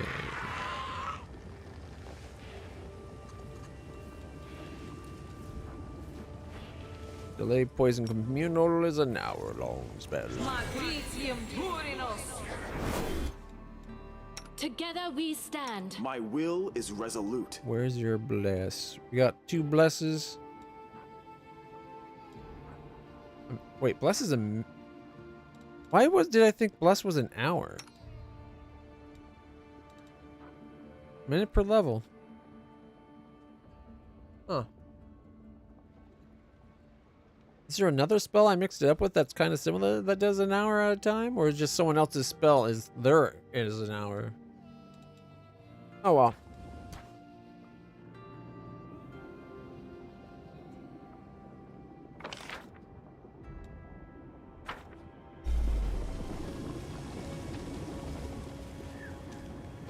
Alright. Oh. Knowledge Arcana DC 26. Well, Can't fail. With the plus 25.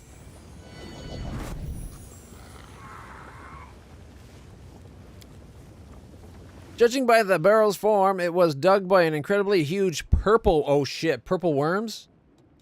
Those are not something you want to fuck around with.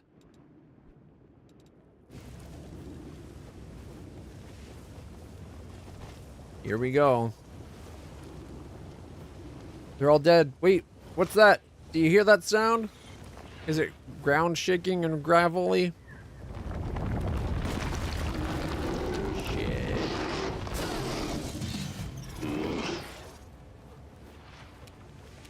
So that guy being sent was a trap. Gluttonous Maw, level 22 magical beast. 451 hit points.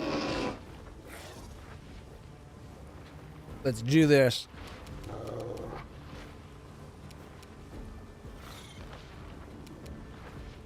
Already in range? Okay, but I'm going to move 5-foot step. I don't know. This way?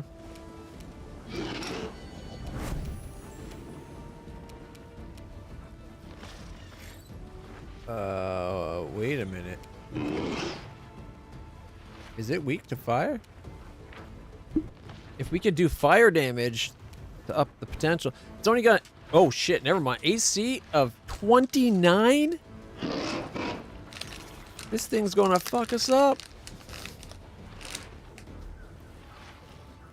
It's got a 43 armor class. Oh, we are screwed. Touch AC of 10 though.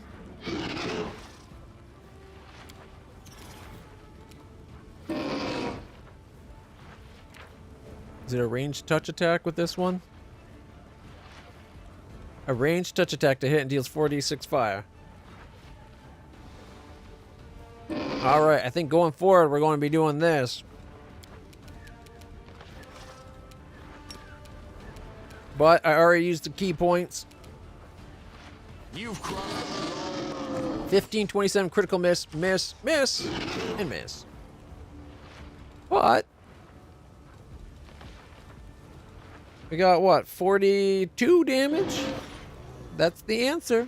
We just gotta do 10 times that now. Oh boy. Oh, we're not on the horse. Shit.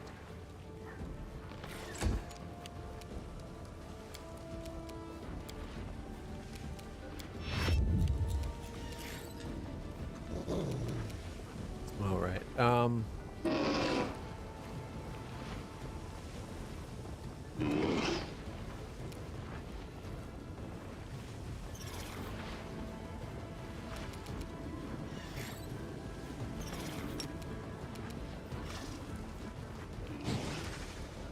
Worry.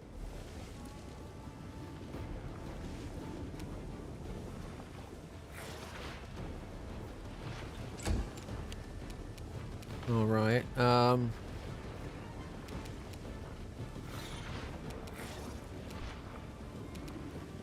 Atrocious. Let's see what kind of... Is it acid stuff or something? Sickened.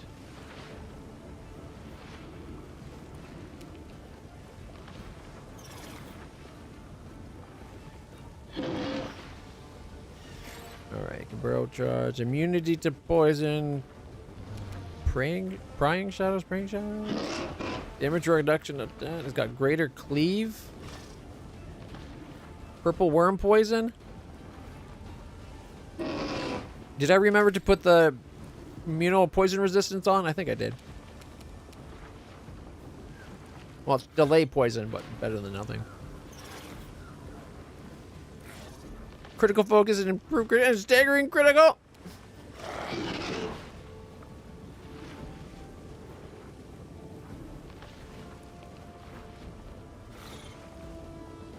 I don't like this anymore. And burrow too.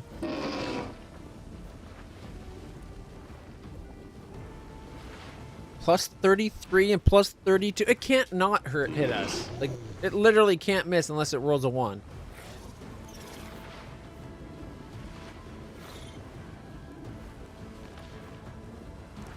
Bludgeoning, piercing, and slashing damage all at once for 48 plus 14.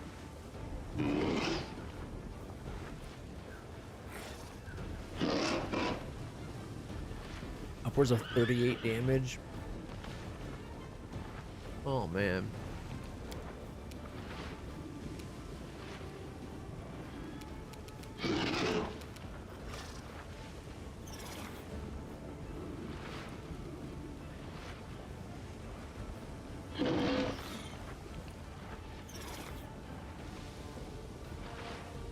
Kind of want to do Firestorm on it.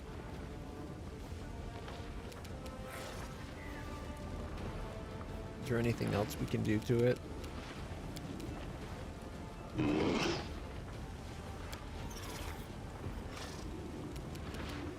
No, because she's geared completely towards healing.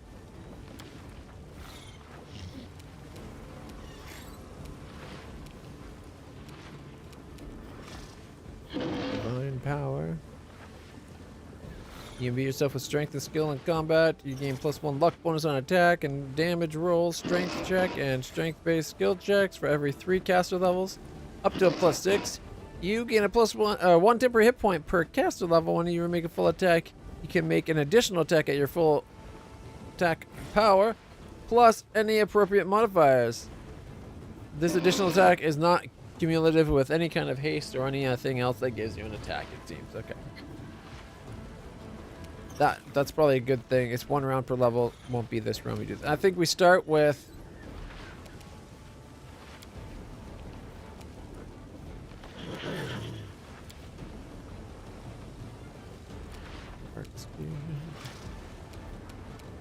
Yeah. So we'll be doing Divine Power, but first... Firestorm? Look how big the range of Firestorm is.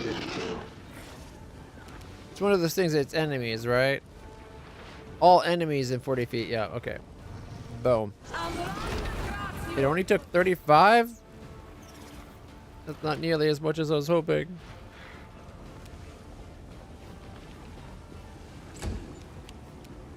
My turn is just getting on my horse. Alright. Alright, well that shouldn't be there anymore. Monavic Devas? Macedonians? The demon thingies?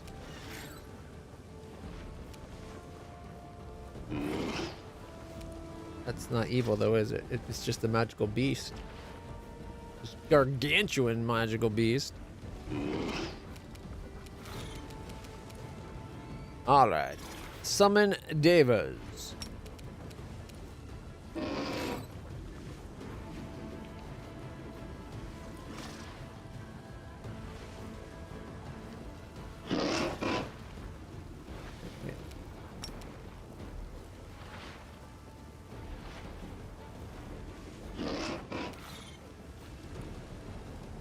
Look, we got a Deva.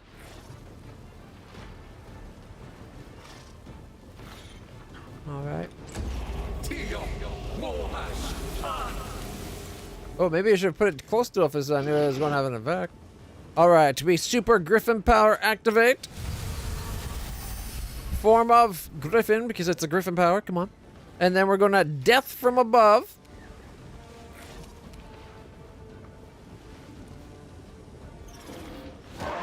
$58.39. Oh, a miss of all. I'd rather the second one have missed, because the third one, if it hits, gets us a chance at a fourth attack. All right, move down this way. Ooh, he detected something. There's a trap? This whole thing is a trap, isn't it? But 277 to go. One dog, can you charge? No, he's in the way, but that's okay, because we're going to have you come over here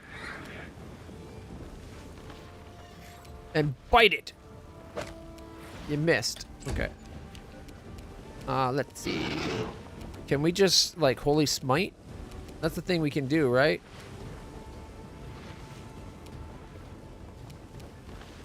You could summon some monsters, too. Oh, what's this? Chains of Light. Creature targeted by the spell is held immobile by glowing golden chains composed of pure light. Paralyzed, held in place, but may attempt a new saving throw each round to end the effect. While held by the golden chains, a creature cannot use any sort of extra-dimensional travel, such as dimensional door and similar spells and spell-like abilities.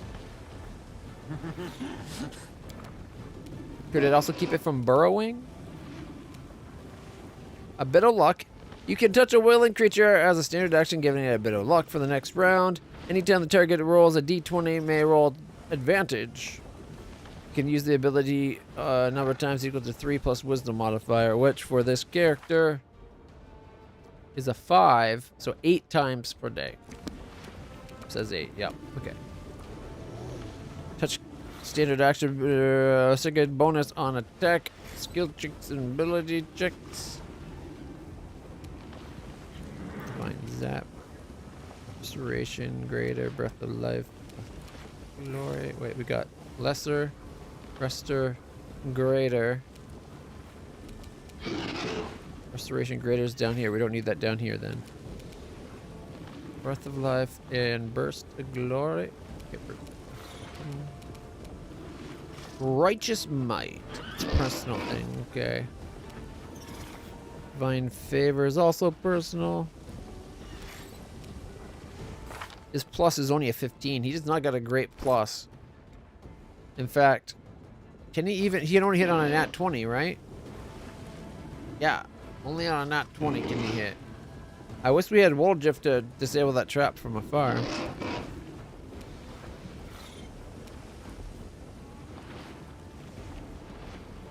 Call on your deity to give you unnatural luck for the next number of rounds equal to half your level in the class that gave you access to the domain. Anytime you roll a d20, may roll twice. Oh.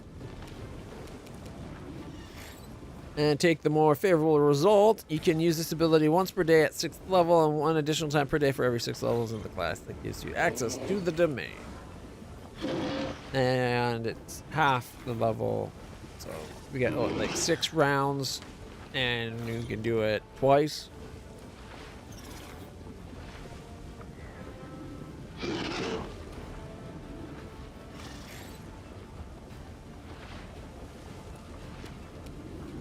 Holy Lance. Alright. Duration is 1 round. 1 friendly creature within touch range. At 8th level, you can give a weapon you touch the holy special weapon quality for a number of rounds equal to half your level in the class that gave you access to this domain.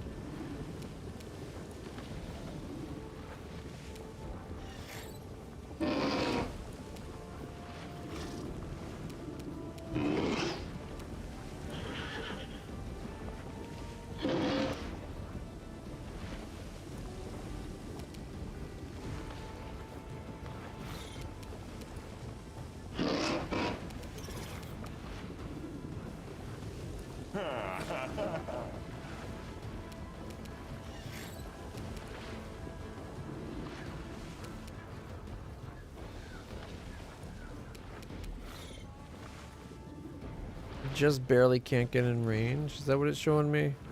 Yeah, 2 feet shy. Can we charge? Come on, even with the reach, you can't charge? Right. Prayer. All creatures within a 40 centered on caster. 1 round per level. Get the what? +1. Isn't there one that lasts? Is it a +2? Is it A that's the +2? It's probably a single target though, isn't it?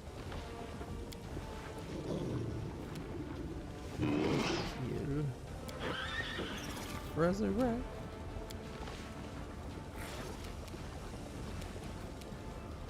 Okay. Allies in the area of the spell at time of casting gain +1 sacred bonus on attack roll and saves against fear, +1 temporary hit point. Up to 20. That's something. An extra sacred bonus at the least. Oh, here's Holy Smite. All creatures within 20-foot burst centered on target point. Medium range. Draw down a holy bowl. D8 for 2 casters. Oh, that's not a lot.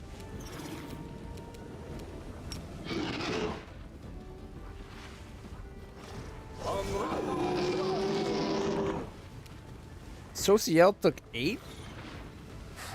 Or so did 8 damage to one dog. And only 8 to the gluttonous did 8 damage. Are you freaking kidding me? Begone, fiend!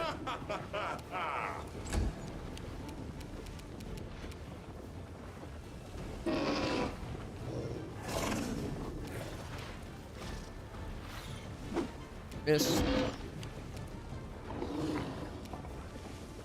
Good Hope. That's the spell with the +2s. Minute per level.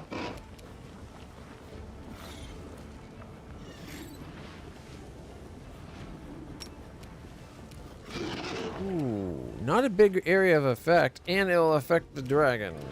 Yikes.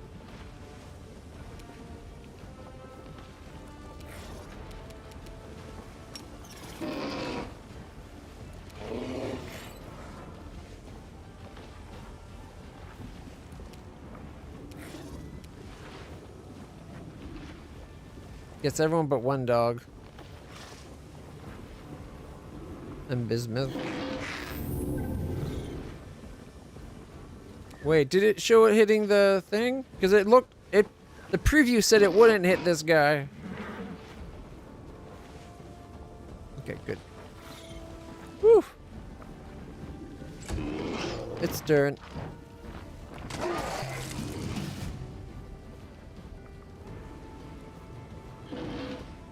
Did it just kill the Deva? No, okay. Woo! It just did a lot of damage though, right? Wait. Where's Aldbrig? Did he just swallow him?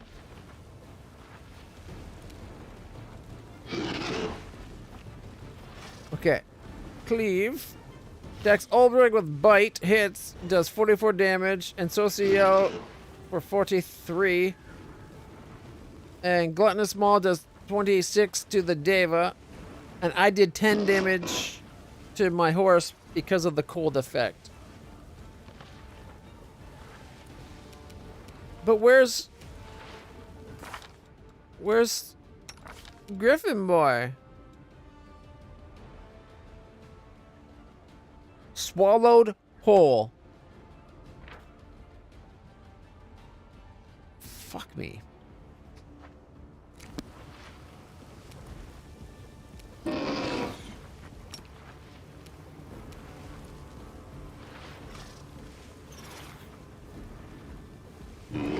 don't know if this is the right thing to do or not. At the beginning of the fight, he actually did okay damage against it, right? 25 and 25, so he could hit a 45. So it's only like what, 17?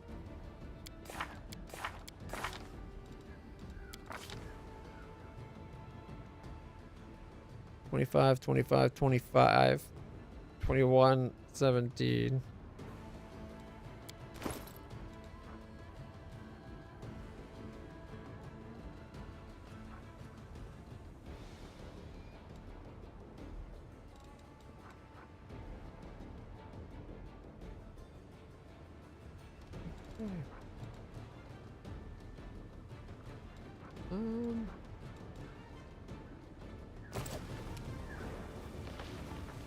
AC is only a 39. I thought it had a 40 something. Not that it matters. Okay. 14. It hits on a 14 plus. Or the touch of a 6. Still has adamantine damage reduction. That would apply to this, wouldn't it? With the key power?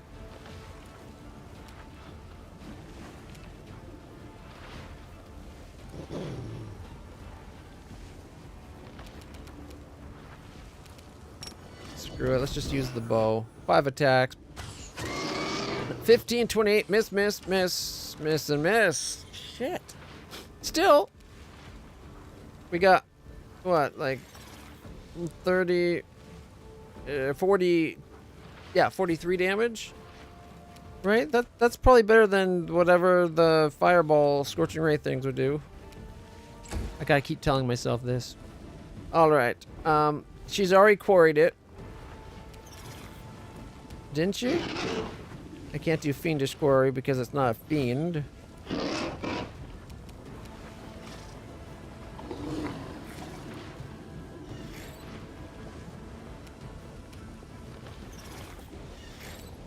Five foot step. Missed, missed, and missed. She hits on a 19 plus. Alright. Shit. Okay, we're gonna do quick action magical beast bane. Oh, that's animal bane.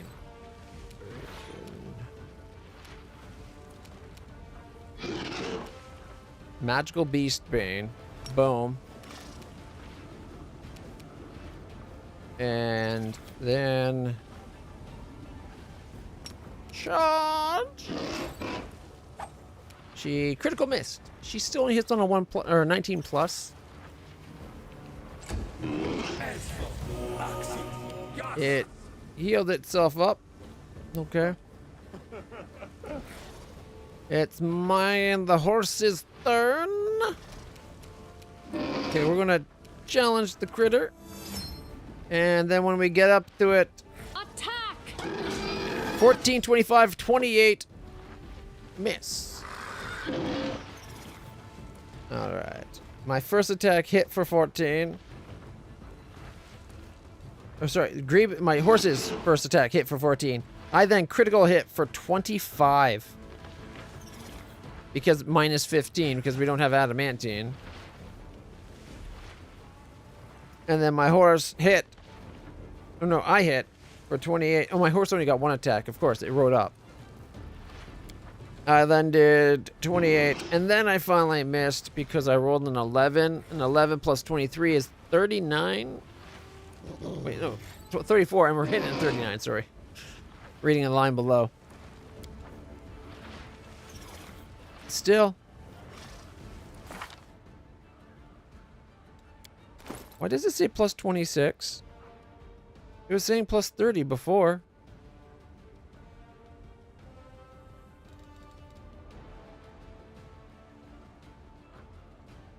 You know what? I don't want to question it. We got a good plus as my character.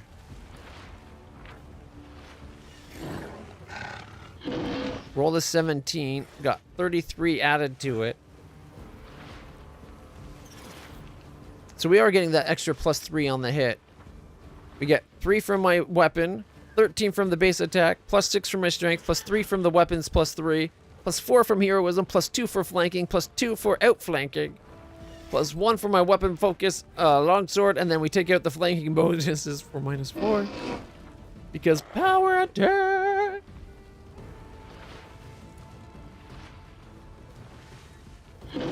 Fortification armor chance, 50%.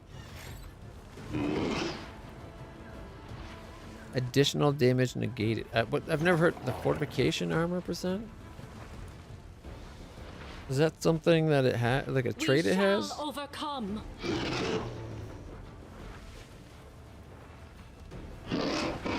Can't be tripped, can't go prone.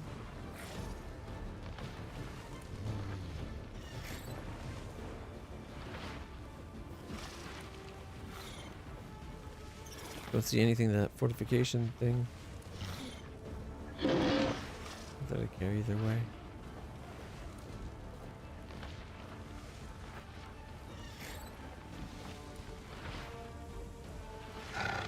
Well, that's why it doesn't have a 41. It cleaved. All right, what's it say? See, it's down to 159. If we can keep the pressure up. Missed and a miss.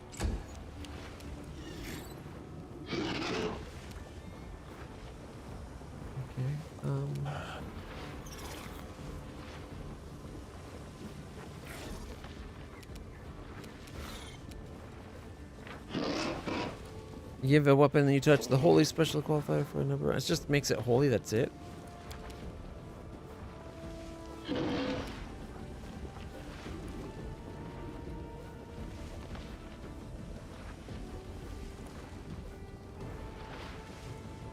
+1 luck bonus on attack and weapon damage rolls for a minute.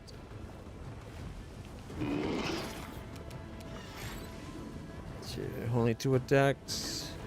Fall! Perception check. Oh, we're seeing all these traps.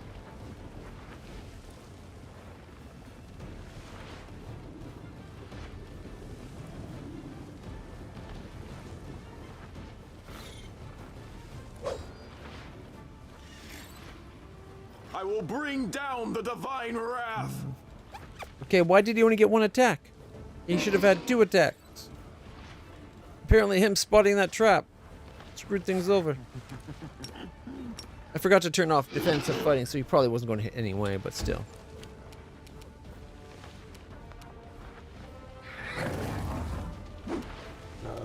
Then go defensive. Alright, Ivory. 6 attacks. His next turn. This turn we get 1. Hey, she did 4. Would have been 14, but you know. It's turn.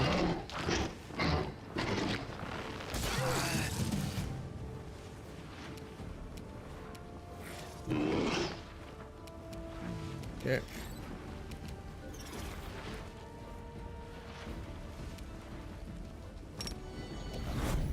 You won't survive. Miss, miss. All out of magic arrows.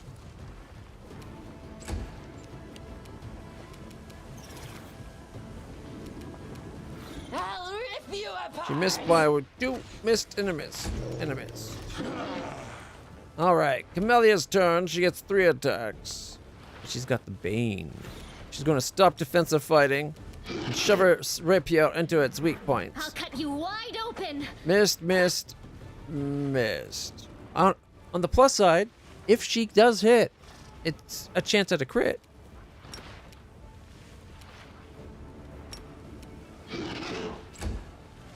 Angel's turn. Missed and a miss and a crit miss. My turn. I'm not going to miss, but I don't think I can do 150 damage.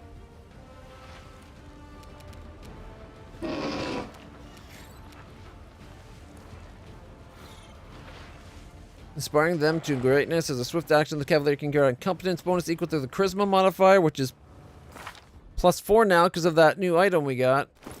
Was it the glasses? No. We got something that gave us Charisma.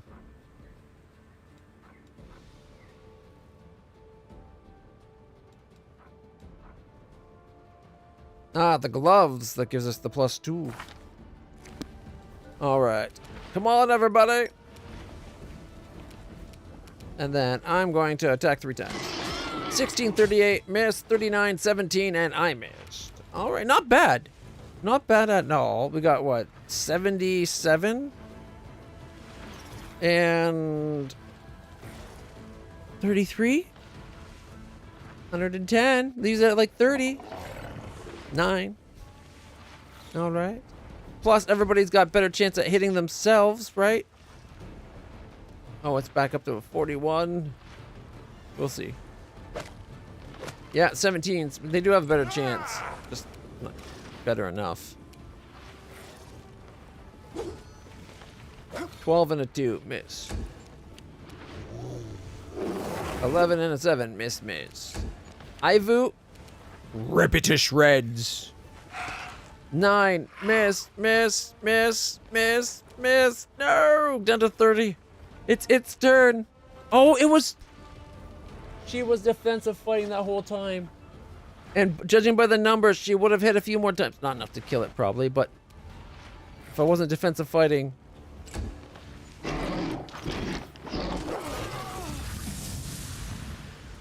Did it just eat him again? He took damage from that. Oh, took 10 damage from the cold of my armor. Alright, Scorching Ray. Let's see if it actually does anything. Yeah! Killed it! The monster is dead. Wiping the sweat from his face, Social looks over the battlefield. It's the extirpators. This enemy must have been more than they could manage. The cleric folds his hands in a short funeral prayer. I liked fighting the big evil thing. Maybe we can find another one? And maybe we can look for it. Do you want me to look for it? But don't start dinner without me. You won't, will you? Why is Social so sad? I don't like it when people are sad near me and I'm not. It makes me feel strange. She lowers her nose and snorts sadly. Do you see your brother amongst them? No, he's not. I don't see him among these people. The relief is palpable in the young cleric's voice. What can he say about the bodies? They died not long ago, judging by the wounds.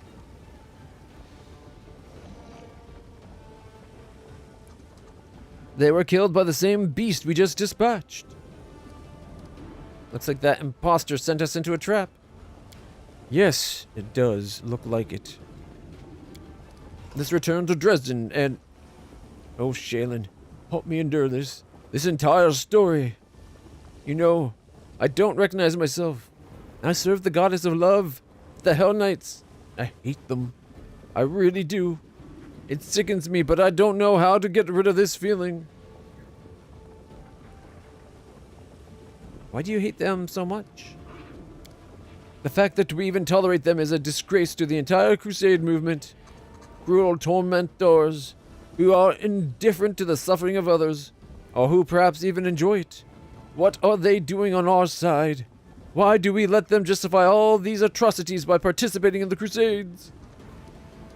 What does your faith say about it? It's a temptation, and I must overcome it. Their cruelty stirs indignation in me. I'd like to believe it's righteous, but they also call their spite righteous anger. I shouldn't be like them. I shouldn't answer evil with evil, but... Goddess, it is so hard. You really haven't been yourself since that imposter showed up. The things he said about my brother. I admit I want to grab him by the throat and squeeze so hard his spine cracks. It is a dirty, unworthy desire. But I can't get rid of it. And worse, I think the reason I'm so angry is because I'm afraid he's telling the truth. Let's go. We'll talk to the imposter again. Okay.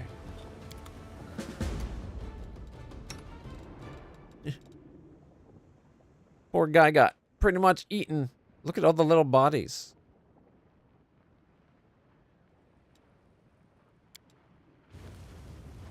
Bodies torn to pieces. Bodies torn to pieces. Steel armor crumpled like paper. Crummy crossbow. Crummy crossbow. Crummy sword, probably. Ooh, okay, never mind. Not so crummy. Unidentified, all of them. Oh, wait, sorry. The wand of cure light wounds we identified, but that's it.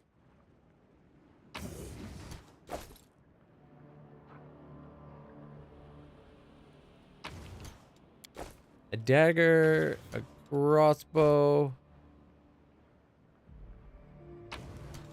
Ooh, a falcata. Cold iron and masterwork.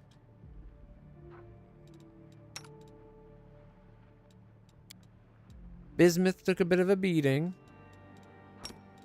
Free daily heal.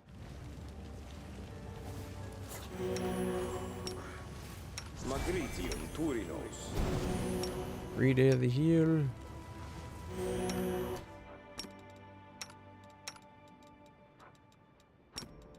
Free daily heal.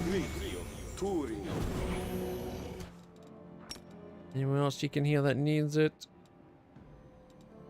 Oh, one dog. The world has suffered enough. What's on your mind?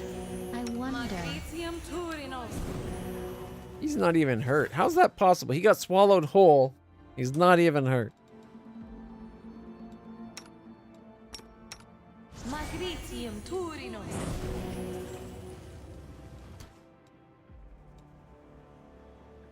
All right. Everybody's pretty close to their proper hit pointage. Magritium Turinos. Magritium Turinos. There we go.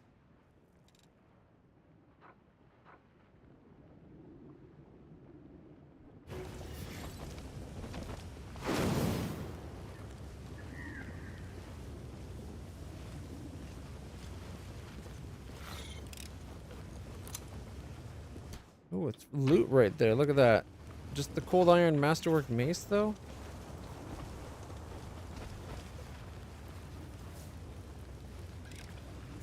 I hope you appreciate this.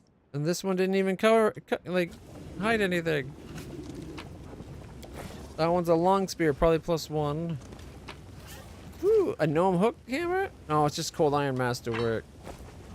Light hammer, not even a gnome hook hammer. Alright, we did that.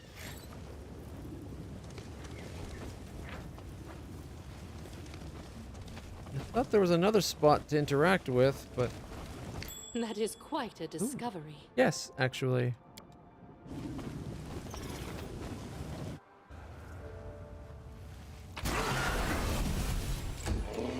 Shit. Okay, collect all. What just happened? Smoking pipe, 3 old smoking pipe, 2 golden signets, a silver powder, 5 sharp claws, an unidentified dagger, 2 diamonds. Nice. Scroll of heal, mass heal, holy aura, and wand of cure moderate wounds. A ravenous greater shadow. Can't death from above it because there's no room. Greater griffin aspect.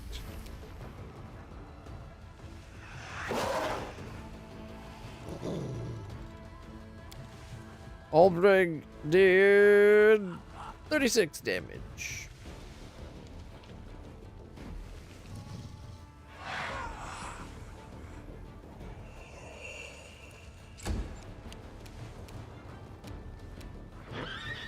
All right, let's see.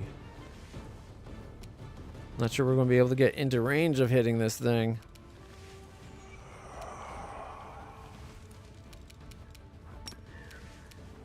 The spirits demand your blood. She missed. What is its AC? 36. Okay. Oh, she's defensive. What the hell? Okay, we have a problem.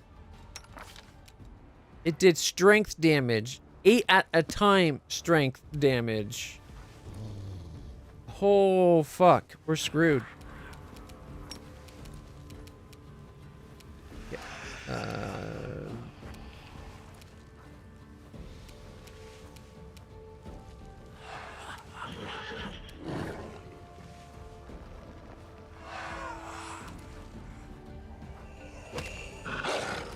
Missed due to concealment.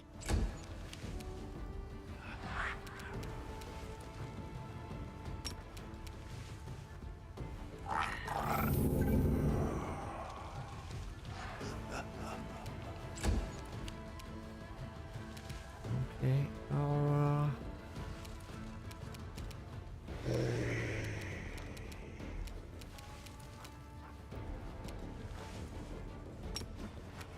Breath of life.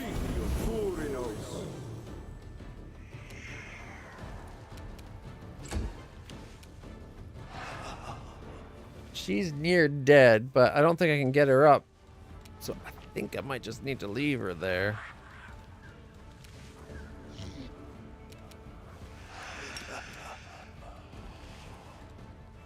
Magnesium Turinos!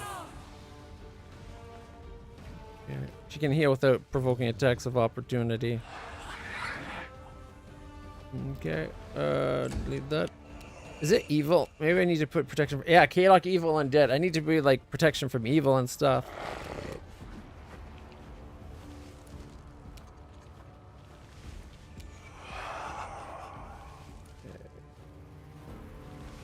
Or the king. Gives us better chance at hitting it. 19, 20, bunch of concealments. Okay, Bismuth. Get out of the way, no offense. It's down to 28. We might actually kill it. They'll beg me to stop. Oh, 13 and 14, 27. It's at 1 hit point? We left it at 1. And my ice damage, I think, killed it. I'll watch your back. Oh my god. She got fucked up. It was doing -8 damage to strength at a time. We've healed 6. She's still got 10 remaining. Boy.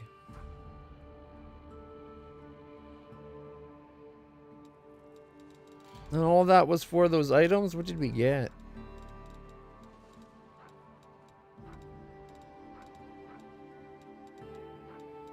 Um, 8 strength damage per hit. That's huge. She's now overloaded and can't move. Okay.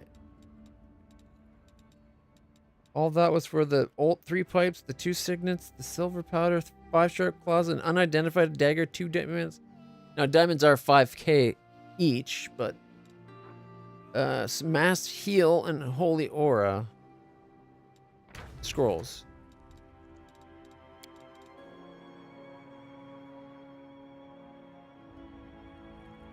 Shellen guides me. All right, we gotta Search do for the some beauty healing. with your heart, not your eyes.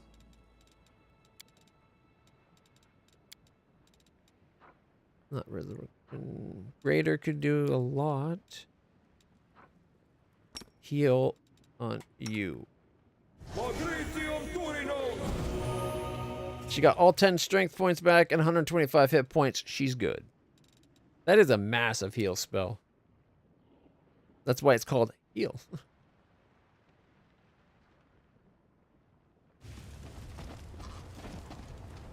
There's nothing else here to worry about. I don't want to have missed something.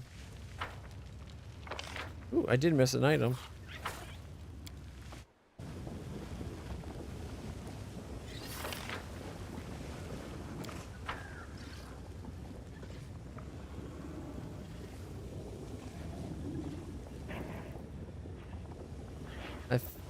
Oh, yeah, there it is. Underneath.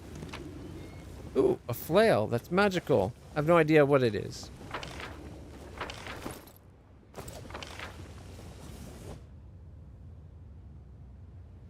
Yeah, there's nothing over that way. It looks like there was a path, that's all. Oh, there is. Head.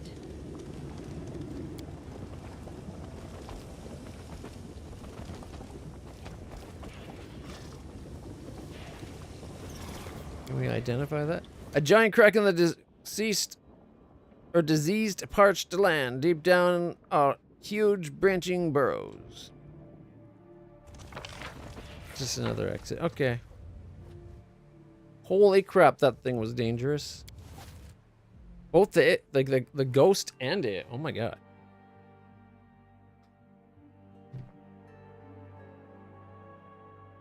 Okay. Knapsack in a tree. I kind of want to go there and check that out and the burrows and that. Oh, what's this one say though? It's what? We let the dead rest in peace, having deserved their graves. They faced the ancient bones and scattered them all over the place, soaking them in the blood of their own deceased. That might actually be a place we can go. I thought it might be like this thing where it's like, you get reagents. All right, we're going to call it there for the day, guys. It's already 11:13. Tonight's movie night is probably going to be one of the movies I mentioned earlier, which is either How to Train Your Dragon 4, unless people wants to start with 1 and then we work our way through it, or Deadpool and Wolverine. One of those two is what I was thinking. And for now, I guess we're traveling. There we are. And we're near the Heart of Mystery. We got a lot we can still do. Oh, the Crusade. Oh, right. Those things when we rested. We had the one day. Buy a cloak. Support the Crusade. It's a huge hit. Financial point income increased by 20. Nice. Invitation from the Free Crusaders. What's this?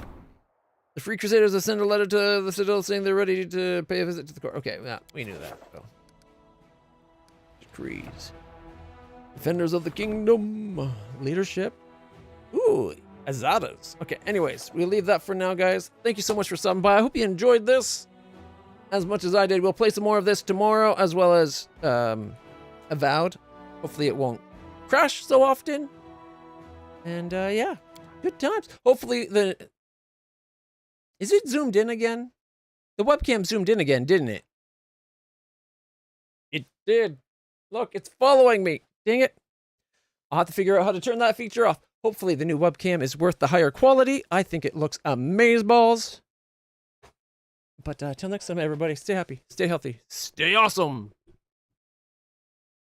I'll see you in the future.